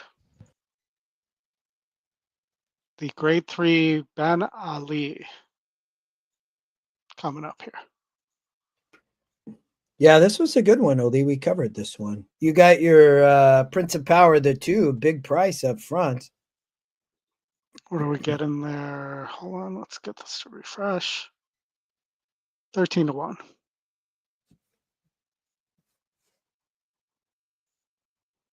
Big pace advantage, 30 points.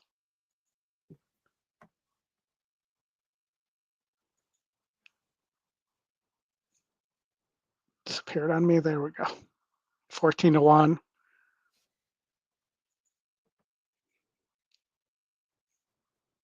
I mean, Duke of Love is 3-1. We both like the 1, 2, and 3, if I remember correctly. Yeah, that was, I know that, and then the 7 wins the race him, but I'm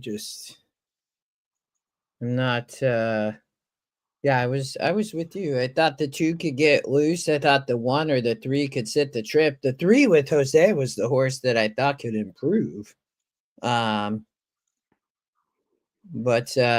you know, and the 3 is taking a little bit of money, which isn't too surprising, only with that E morning line. But I didn't have it. I thought this was definitely a tough race. I didn't have a huge preference, but I did like the 1, 2, 3 to your point. Yeah, I mean, I just thought that there's not enough speed here for the 7. Yeah.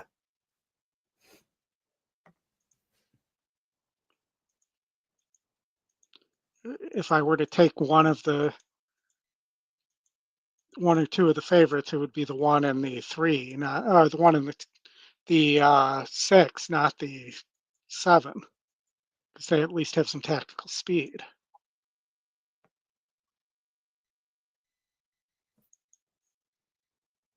Yeah, Patrick, the 2 is. That's the Prince of Powers, that horse that ran in the Commonwealth, and now going to try to slow it down up front. I mean, they're going 9.5. The horse should have no real issue getting the distance. It's just a matter of how much pace pressure does it face.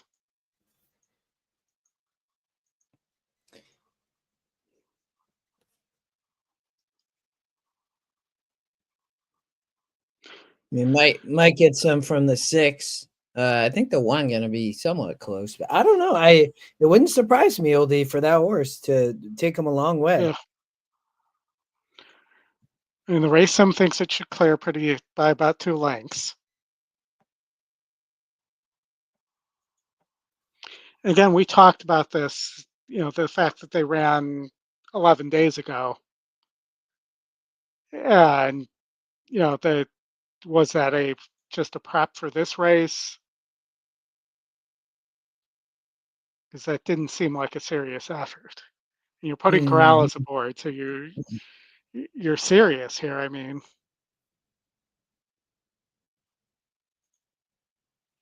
right? They're going in the gate. Couldn't have timed that up better.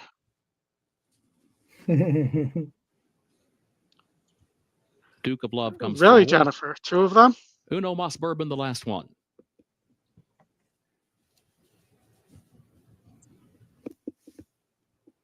Goes in. They're at the post. And they're off in the Ben Ally Stakes. Uno Mas Bourbon from the outside.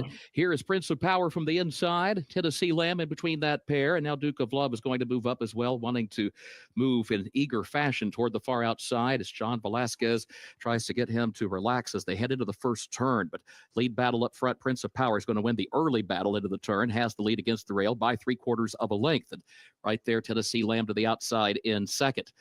And then Sansero back toward the inside, saving ground around the turn in third. Duke of Love is up close, fourth up on the outside, 2 lengths off the lead. At a gap of 2 back to Uno Mas Bourbon, a gap of 2.5 back of that one to Time for Trouble. Paroli is in last as they head on to the back stretch.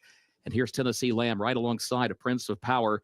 They go stride for stride after an opening quarter in 23.4 seconds. Duke of Love toward the center of the track is third by just a neck and is followed by Sansero back to the inside and fourth by 2.5 as they head off the end of the back stretch. Uno Mas Bourbon against the rail, nearly 5 lengths off the lead and is flanked by Time for Trouble, and Paroli is last. It was 47.7 seconds the time for that first half mile. Tennessee Lamb on the outside tries to poke ahead in front. Prince of Power has the spot next to the rail. These two continue their battle for the lead. Sansero third. Uno Mas Bourbon is moving off the rail from fourth. Closes to within 2 lengths of the lead. Has to go to the far outside. Sansero is trying to move up in between horses as they move for the top of the stretch with Tennessee Lamb, the leader now. Prince of Power drops back as they turn for home. Sansero dives to the inside. Uno Mas Bourbon to the outside. Tennessee Lamb a narrow lead. Uno Mas Bourbon is right there, and Sansero is third toward the rail. Into the final furlong of the Ben Ally. Uno Mas Bourbon has a narrow lead as they work toward the 16th pole with Tennessee Lamb second, Sansero third, and Tennessee Lamb is coming back to the inside. Tennessee Lamb has the lead. Tennessee Lamb in deep stretch. Jose Ortiz, Tennessee Lamb to win the Ben Ally by 1.5 lengths. Sansero came up the inside for second. Uno Mas Bourbon was that third. Tennessee Lamb Time just for stopped. Trouble was fourth. The 7 just stopped. We saw that earlier. This racing day has been very strange, Oldie. I don't know. Then we saw that happen earlier. Remember? Yeah. I don't. Was that at Gulfstream where that horse just stopped? Yes. What did Flo do? Who's Flo? Oh, on the 5. I think that, but I thought Paroli really didn't have a ton of speed, Jennifer. Well, and also the ahead, 5 and Oldie. the 6 were banging each other at the start for like the first 3 or 4 strides too. And with the 6 really, coming in on the 5 pretty hard. Tennessee Lamb took a lot of money. Wow. Sansero ended up going off 3-1. It was a good race. Well, we were so right on Duke of Love. Yeah. Well, and the late money went away from Uno Mas Bourbon too. It ended up at 3-1. Yeah, you're right. Fairly wide open board, but the 7 did go off as the favorite.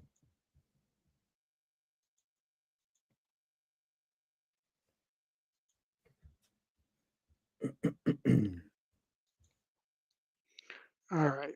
They're getting ready at Gulfstream. The 7 Antiquarian is the Pletcher is a heavy favorite here. Let's see if I have time to pull it up here. Yeah, I mean, Antiquarian looked to be the real deal. I always thought Loco Barrio was a nice horse, Oldie. So for me, it'd be the 7-6. The 6 is not taking any money, which is really surprising. That horse has run so well at 7 furlongs that, faced some tough horses. That was the other place that I looked was the 6 out of most of the other runners, but the 7 did look tough. Yeah, and my thought was that if the 2 or the 6 scratch, the other one would have a better chance here. Yeah. Because there's really nobody else to go with them. So if one of them were to get away, here, I mean, maybe it's the 6. I mean, 9-1 in the exacta. I'm gonna play that for a few bucks. Okay.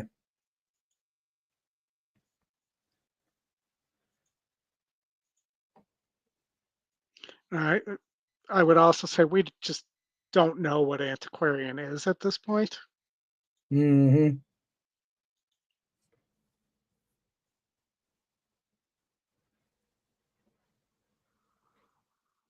One to 2 though, and yeah, Patrick, you're right. Fletcher has had a good day.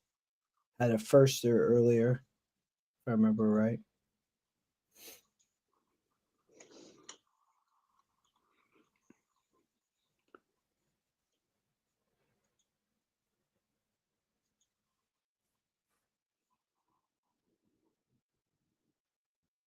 The horses, they're out the gate. It's now post time. Getting set for a loading process for the first half of the late daily double and the third leg of the first racing coast to coast pick 5. Heavily favored Centennial Farms Antiquarian. Edgard Zayas for trainer Todd Pletcher.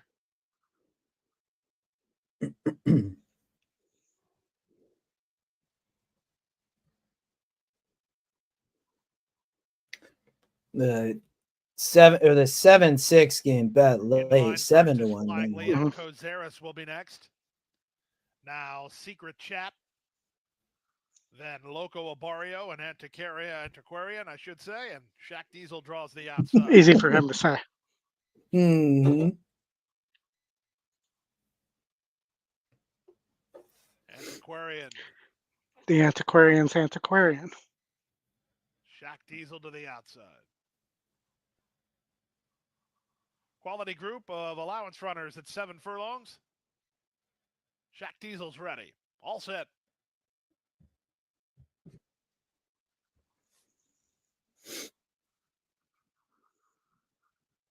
I didn't like Shaq Diesel at all here. Good enough start for Antiquarian. Moving out the rail, that's Flying Liam, who's challenging for control. Antiquarian is fresh and fit, and here he comes. He shoves ahead in front.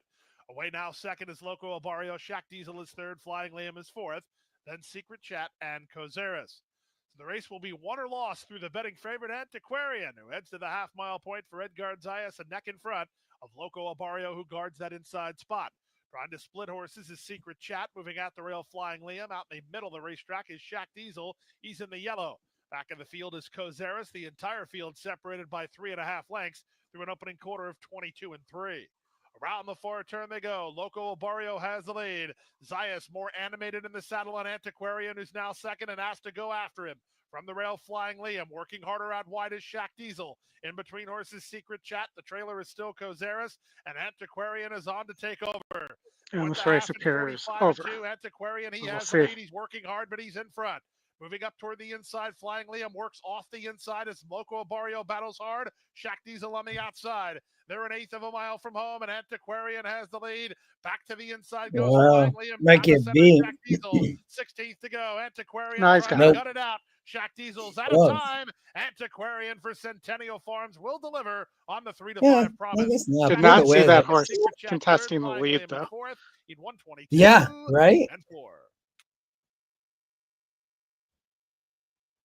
Well, much the best there for Mr. Fletcher, another winner. He did, Patrick. And I guess we have the last at Santa Anita coming up here, or race 5, not the last. And I will give you my late pick 5 I put together for the Santa Anita show now as well. You have to flip back, switch screens. I know I'm doing that. I'm getting it up first, and then there we go. So just a simple $128 single to Ricci, who we both liked in the weekend preview show. I think there are prices to be had elsewhere, though, especially like 3. I think Tom Seaver, the 3 horse, has a big look. Touchdown Brown as well has a big look down the hill. I like the cutback from 8 there on Touchdown Brown, and then the 10 and the 12 as well. I thought the 1 hole there is a tough spot for the for Tiger Hahn. And then race 9, I did not like the top pick, the 2 carries gold. And I instead, was on the 3, 5, 6, and 4, the 3 being top win and top pace. And the 6 being my top pick there at 12-1 for Doug O'Neill Mining District. That's your top pick. Big price, eh? Yeah. And you tossed the 2. Yes. I also really like the 4 second time Mark Glatt. They're at 6-1. Glatt is 37% second off a claim.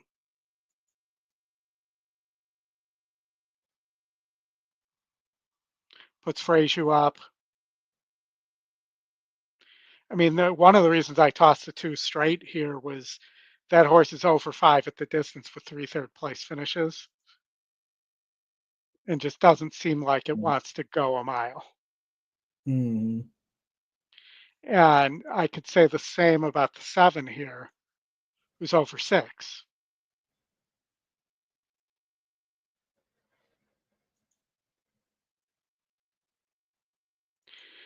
And then in the last, I thought the 4 had a look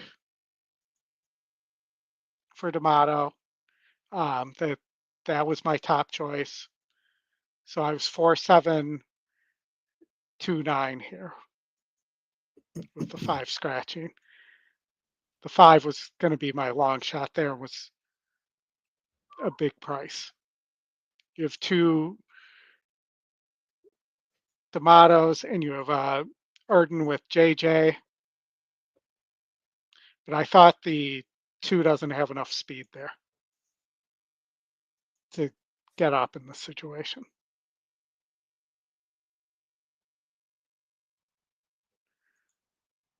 So that's where I landed. Yeah, we had talked about that, like you said, that Ricci might be the single in the late sequence. So, and you do have in race 6, you have a long shot top SOR horse here in the 5 going viral for Papa Mandela. Mm-hmm. Second time turf, showed speed and stopped last time. Is top pace here as well as a pace square. Might need the lead profiles to possibly get it here. And could upset the 2 and the 6. With the pace number there, I would think that horse probably going to get the lead, right? I mean, that's what I saw, but the race had it been much more contentious. And I do want to say I also give a little bit to the 8, the first time starter, Mukutu here, who, gains his 14% with firsters. This horse is very well bred for turf sprinting.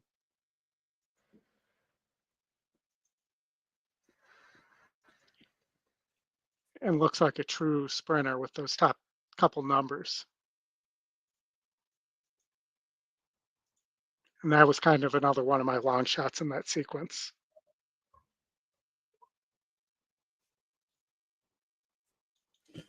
Well, good luck. I hope you get it. And, you know, as we pull this back up, I'm alive to all in the pick 4 here, but I would really like the 5 if anybody's listening out there. Just based on price.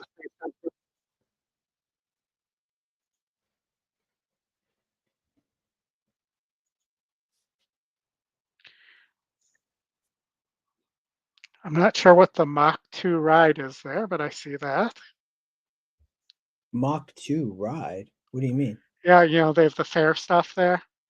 It was just yeah, I saw that. Well, that's what I was saying earlier, and I always appreciate that stuff because when I go to the track and take my kids, I'm like, oh, this would be amazing. They get to go play on all these rides and everything. So I always appreciate when tracks do stuff like that.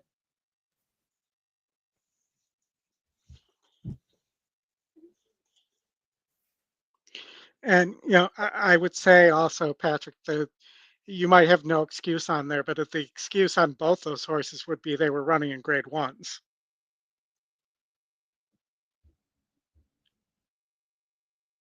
But I just think Ricci's is the better of the two, and I don't think the two of them are both going to be contesting the pace.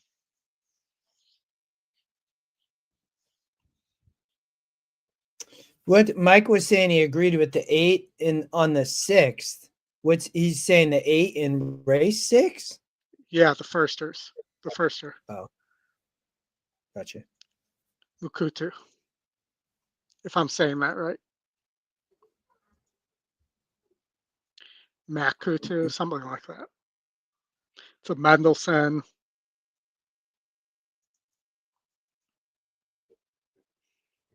It's a pretty tough sequence. I hadn't looked at the last few races, but those last 3 races are tough, Oldie. Yeah, I mean, I would consider singling Tom Seaver and taking a chance in down the hill. You know, this horse definitely wanted turf, and they ran it those 2 times on dirt.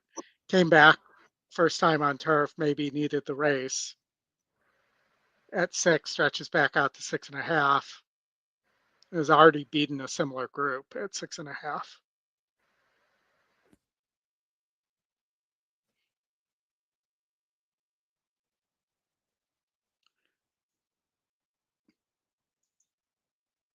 Big GSR. They're still circling around trying to get all that pick 6 money. Lead. He was sitting on the right lead there. So he's back in the line now. Diagonal is the word I was looking for. He's back in line now with the horses facing towards the gate.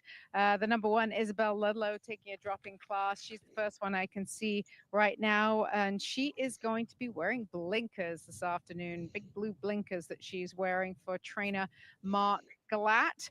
The number 3, Shop Till You Drop. Very logical spot here. This non-win is a 3 lifetime. Love the fact that Richie Boltus went back and claimed this filly right away. Fortunately for Sean McCarthy, they got out on a win, but Richie obviously likes this filly enough to reclaim her. And as I'm looking at her now, she's quite an upright filly, actually. Short neck on her. Leggy individual. She's carrying good condition, and she's behaving very nicely with the pony right now. The outside. How would you like it if we? I wanted an opportunity to look at Stella. If we did that to humans, he's got a short neck on him. She's run against some tough customers in the past, right? So I just wondered I mean, could you imagine value in here? I love I'm how watching the stout baseball game. It got Rosarena up, and could you imagine the announcer? Well, man, why?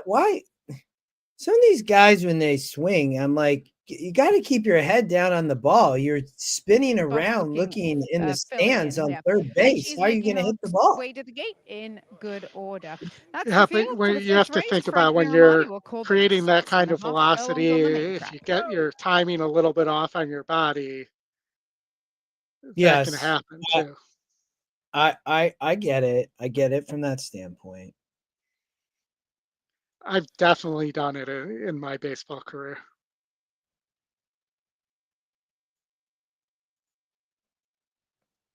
We're bad. We're on spring break this week. We go back to start baseball. I got a game on Monday, actually. It's post time. They're moving in.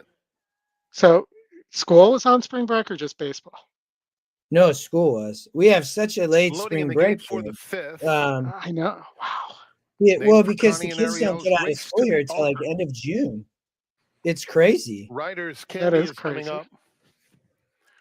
Yeah, I Cheeky know. Gal. It's pretty wild.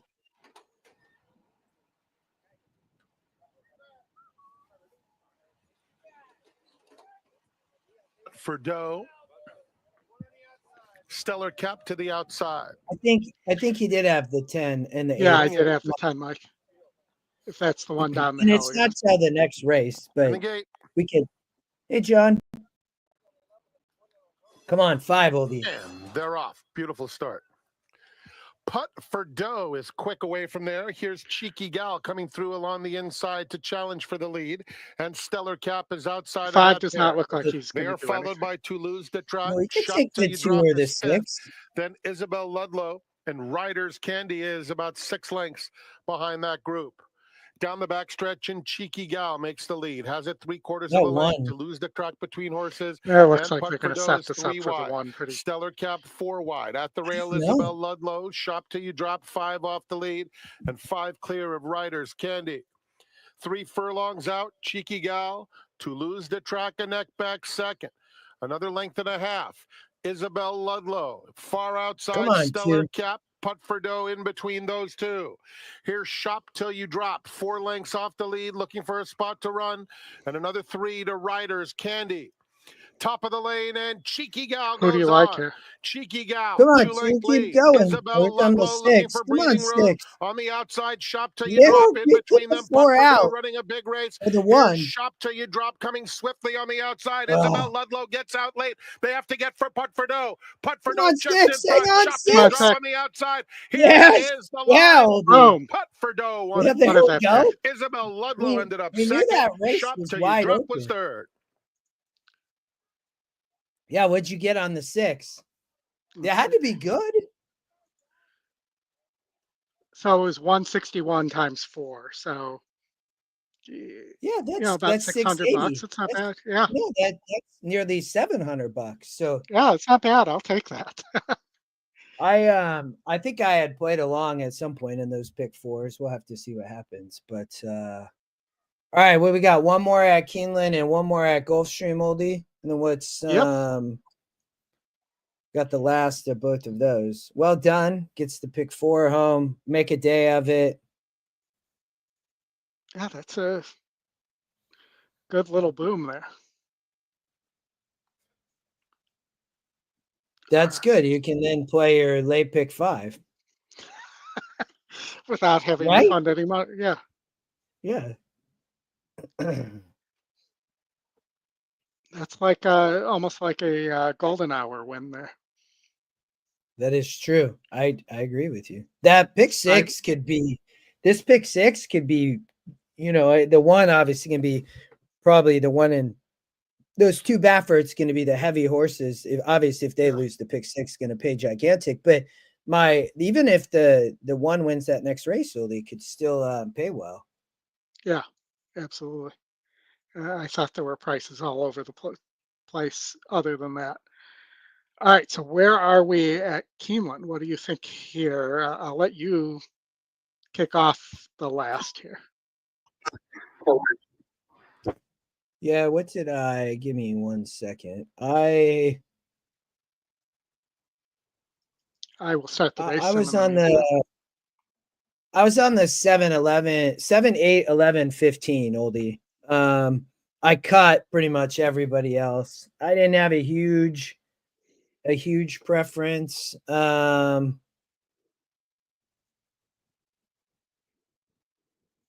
probably put the 8 on top then. Junior rides for Antonucci. I mean, won at 54 and then ran really well at Gulfstream last out. Gets a layoff line with the slight layoff, but comes into Gulfstream. I mean, I thought that here, the GSR, when they got to the turf, I mean, that was a good race last out and just missed there at Gulfstream. Hesitated at the start. So obviously didn't break well and still ran on. I thought would be tough here. So I had the 8 on top, getting a good price at 7-2. But I thought the 7 or 15 also could run, so 7 is your heavy favorite right now at 2-1. I mean, I guess that's lukewarm, but there's nobody else, within a couple dollars there. I thought Rocky Joy potentially on the front end, even though that hasn't worked out well for me today. And Jennifer, we can talk about Oaklawn. Oldy, I remember there was a horse at Oaklawn I liked. And Chris Couples, if you're still around, Princess Aaliyah is getting absolutely crushed in that race. But so you like the 4 here? I thought the 4 has a big look. I also thought the 12 for Ward with the big GSR there might have a look, but let's see. Does on the race sim no? I mean, the race sim thinks there's more speed here, but if the 4 gets away, which hasn't happened all day, that this horse has been sprinting on synthetic. It's been very close of late, and it always seems to be in the money for Lobo. Lobo's 19% off the layoff. Horse looks like it's working pretty well.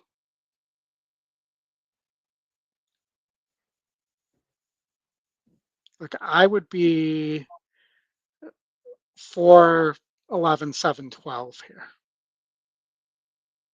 in that order.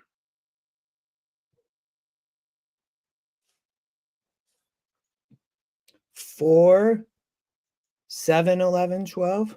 4, 11, 7, 12. All right. I just think Warrior Richard is a dirt horse for Sharp and Jose there.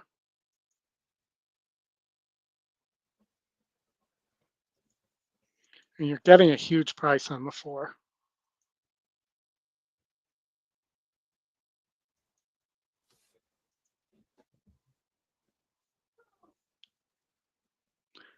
As well. But we could race him up or race him. Let me just clear this. Still set from your my pick 4. Yeah. So let me just look. Rebel Red disappointed me.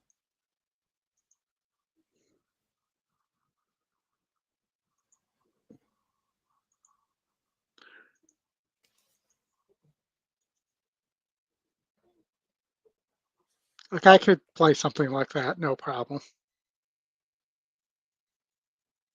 Ooh, you're playing a try. I like it. Yeah, I mean, why not? If I'm right with the other prices in there, this is gonna on the 4. This is gonna pay pretty well. Mm-hmm.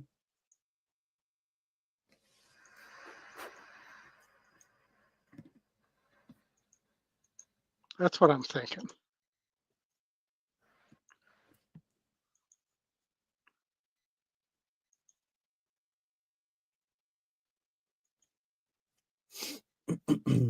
Also, super high 5 here.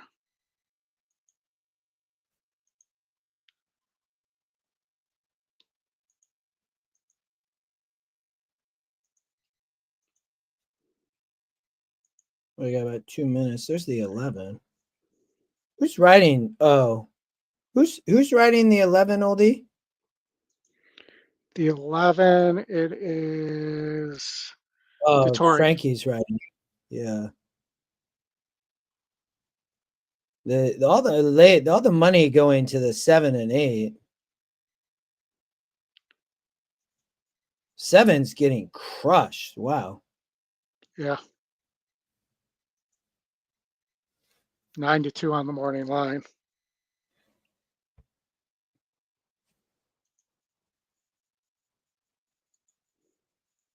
Again, the Racing has it winning rather easily.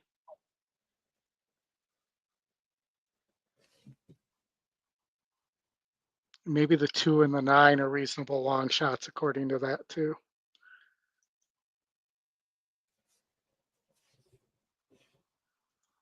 All right, let's switch it to the Keeneland feed.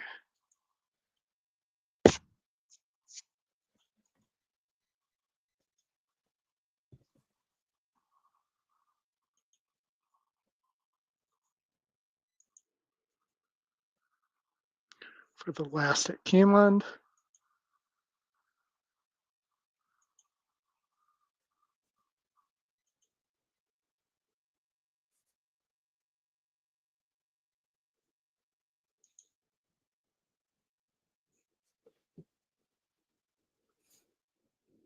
All right, you got the 4. I got the 8 on top.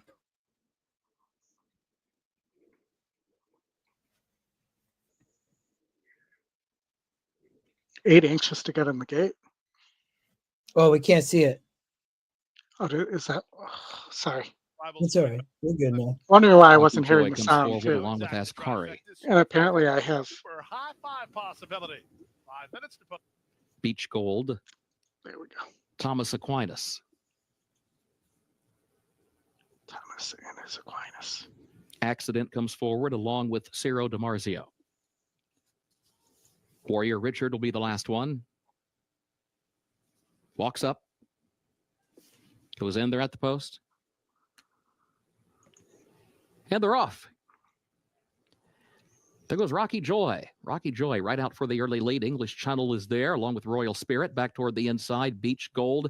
Then Good Bali, who starts to move up between horses. And Ciro DiMarzio from the far outside now moves up into 4th. But will Okay, be for wide once the when I first get turn. an Rocky easy Joy lead, gets can over you the rail not and bolt? leads it by a length and a half. And then English Channel to the inside. Beach Gold between horses. Ciro DiMarzio stays toward the far outside around the first turn in 4th. Rothschild 2 lanes off the rail in the 5th position. Good Bali is 6 down toward the inside. Warrior Richard moves up into 7th off the first turn. Royal Spirit is 8th.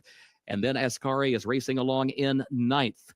Then is 10th. Outward from the rail, off the first turn and up the backstretch has got Thomas Aquinas there to the inside. Accident last to the 12. The first quarter went 23.5 seconds. Rocky Joy leads by a length and a half. Beach Gold is racing in second, 3/4 of a length. And then Ciro DiMarzio to the outside. English Channel back toward the inside in 4th. Rothschild is 5th in between horses, 4 lengths off the lead. Good Bali, Warrior Richard, Ascari up on the far outside. The first half mile in 48.58 seconds. On to the far turn. Rocky Joy leads it by 2 lengths. Beach Gold is second by a neck. English Channel is being asked for more now. Tries to find some running room between horses. 3rd. Ciro DiMarzio is a wide 4th. Ascari goes to the center of the course in 5th. Good Bali back to the inside 6th. And Rothschild is still 7th and still 6 lengths from the lead. Rocky Joy, English Channel, Beach Gold, Ciro DiMarzio to the outside. Ascari and then who's running on the grandstand side. Then has clear sailing but has to catch English Channel. And Rocky Joy is running out of time to do it. English Channel, Rocky Joy 1-2. Nope. Beach Gold then is still back and forth. And English Channel's got the lead. A deep stretch. English Channel, Ben 2-4. Curtis to win it.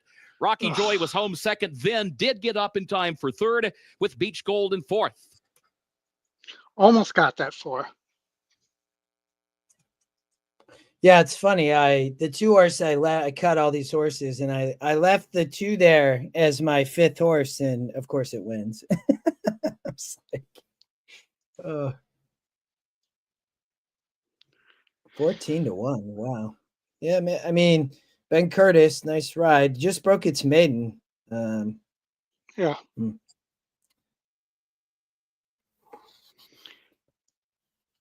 All right.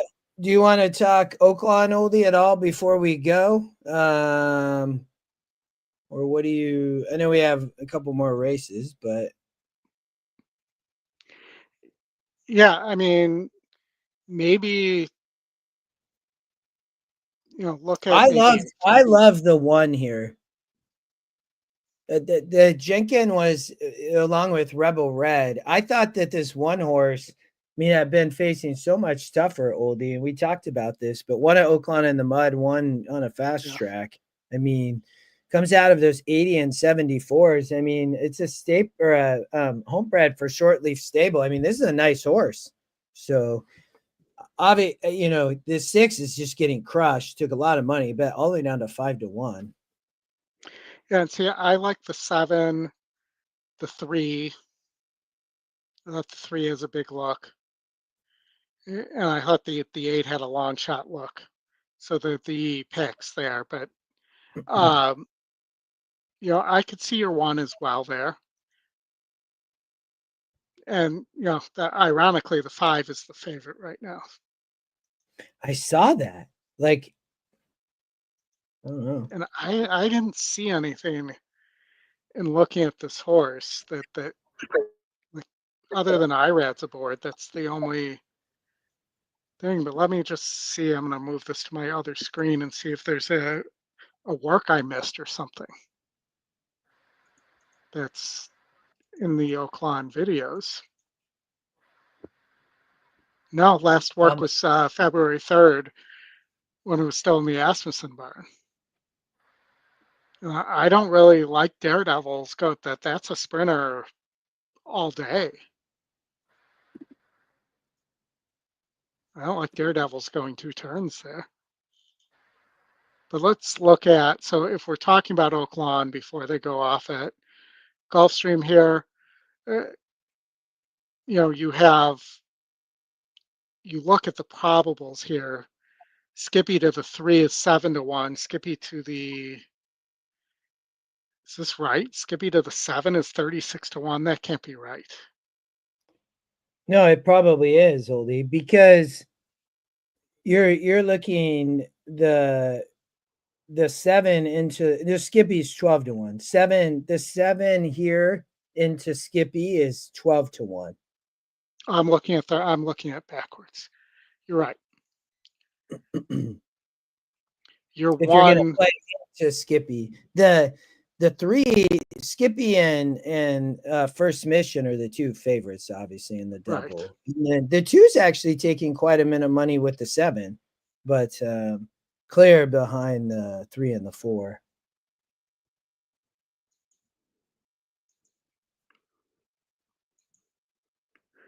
Yeah, I mean, I'm thinking like I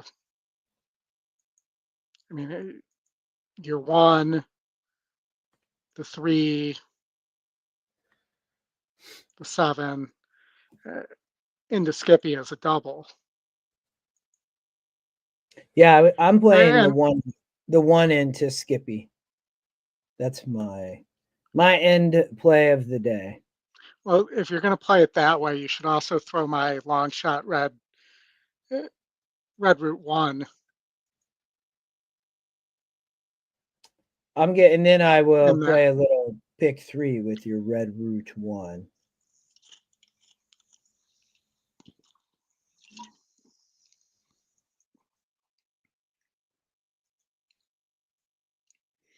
And then the last at Gulfstream, I'm interested to see how this 2-horse runs for Brandon Walsh, who's going up 15 points in GSR.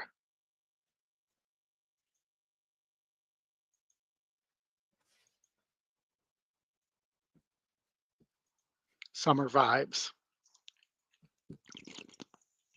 Yeah, I thought the last race was tough there. I didn't think I mean, I knew the 5 would be a short price. I didn't think 3-5 though, Oldie. No, I didn't either. I'm not sure he's better than Papa Golf anyways.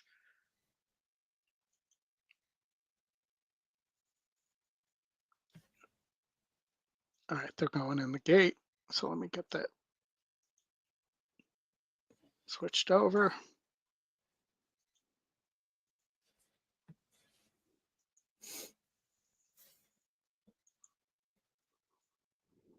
The horses are at the gate. It's now post time. Moving in for a start, race 11, 1 mile over the turf. 3-5 favorite is number 5, Candy Town. Edgard Zayas riding for Todd Pletcher. Zias and Fletcher looking for a sweep of the late daily double. There's 2 Fletcher runners in here. The other one is the 7 Papa Golf. He's 9-2. He's the second choice. Inherent Promise goes up. The last 2 to move forward. Trillion Town. And from the outside, Sticky McSchnickens. Sticky McSchnickens. McSchnickens in the Saturday finale. They're in the gate. And runners away. Blowing the start badly was Trillion Town. Excellent start out wide for Sticky McSchnickens, who looks to clear the inside traffic. Can't believe Sticky went off at 7-1. Horses, it's Candy Town who's back. At the rail goes Yankee Drummer. It's a length and a half to Paris Surprise, who's nearest the inside. Papa Golf is on his outside. Then Summer Vibes in front of Inherent Promise. And after a very messy start, the trailer is Trillion Town. Around the first turn they go, 23-2 for the opening quarter. They're rolling up front. Sticky McSchnickens leads by a head. Woods Point on the outside keeps the heat on second. They've gone 5 ahead of Candy Town. He's racing together with Yankee Drummer. 2 more to the team of Papa Golf and Paris Surprise. Still lingering toward the back of the field is Summer Vibes, and the trailer a long way is Trillion Town. Strung out group, fast pace, 45-4 for a half-mile speed. With the advantage, Sticky McSchnickens. Woods Point using him awfully hard. From the inside, it's Yankee Drummer. From the outside, it's Candy Town. Then it's Papa Golf and Paris Surprise. They're both closing ground. Trying to wind it up from the backer, Inherent Promise and Summer Vibes as they race to the top of the stretch. Up front, Sticky McSchnickens is dispatched of the dropping back Woods Point, but he's got a wall of pursuers. Here's Candy Town outside Papa Golf, far outside Inherent Promise. Off the turn and the stretch drive, it's Candy Town rallying forward to take the lead. From the outside, that's Inherent Promise, knifing between horses, Paris Surprise, Papa Golf on the outside. Candy Town through it all. Candy Town gives Fletcher and Zias a sweep of the double. Paris Surprise is second. Third is Papa Golf. Fourth, Inherent Promise. And Sticky McSchnickens to complete your high five in 133-3. All right, you want to pull the sound up for Oaklawn, and we'll finish with that? Yes. It's been a fun day out. Thank you. Up and down type of day, Oldy. We need Ricci for you. That was your single, right? In the next race. Yeah, correct. No, not the next race, the race after. I like the one here. I'm excited to watch Jenkins run for Lindsay Schultz. Would love to be I like right. the 3 for McPeak here. Anonyma. Wait, isn't Princess Aaliyah, isn't that one of your and Chris Couples' horses? Yeah, it was. He kind of fell off the Oaks trail. Took a lot of early money. That was pretty crazy.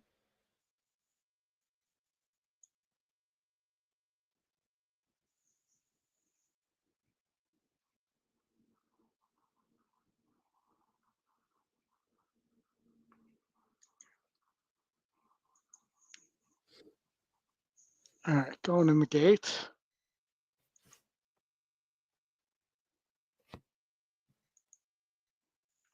Two back, Miss Martini.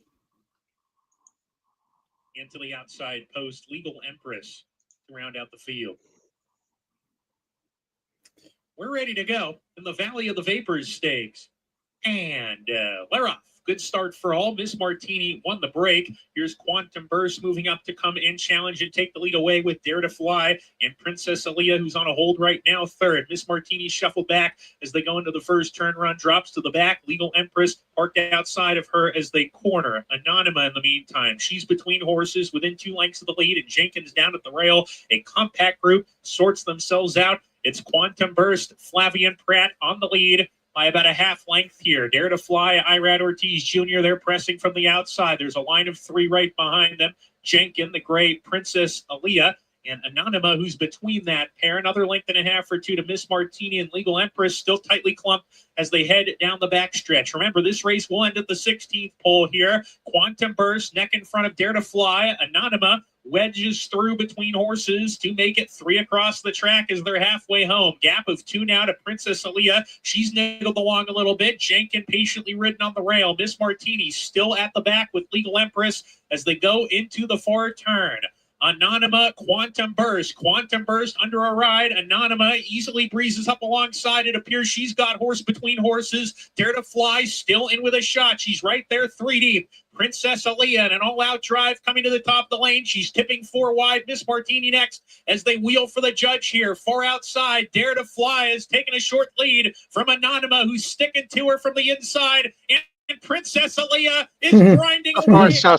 You're off that horse. Down the for Luis Saez, the grand colors for the coach, D-Wade Lucas, Princess Aaliyah, a Valley of the Vapors Stakes winner. Dare to Fly was second, Quantum Burst, Anonymous third and fourth. The way it always works, right? I guess, yeah, I don't know. That's sure. Yep, yes. That's funny.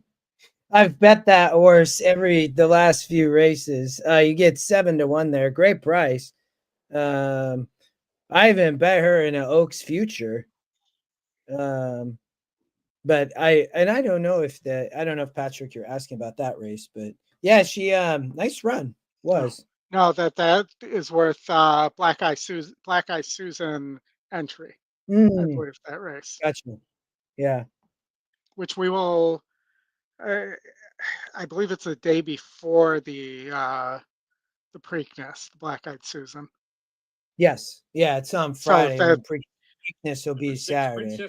So Scotty and David should have it on the road to the NHC most likely. Ah, yes, you're right. All right, brother, that was fun. Right. Not the Indian I always like, but glad to see the coach win there with Princess Aaliyah. Good to see. For sure. And still a fun day. Hope everybody made some money. Thank you for staying with us all day, and go Cubs. Go Cubs. Mariners, I don't know what happened. They were in extra innings, I think. So, but yeah. All right, brother. Thanks everybody. Have a good week. We'll see you all soon. Awesome, everybody. Thank you. Thanks, Oldy.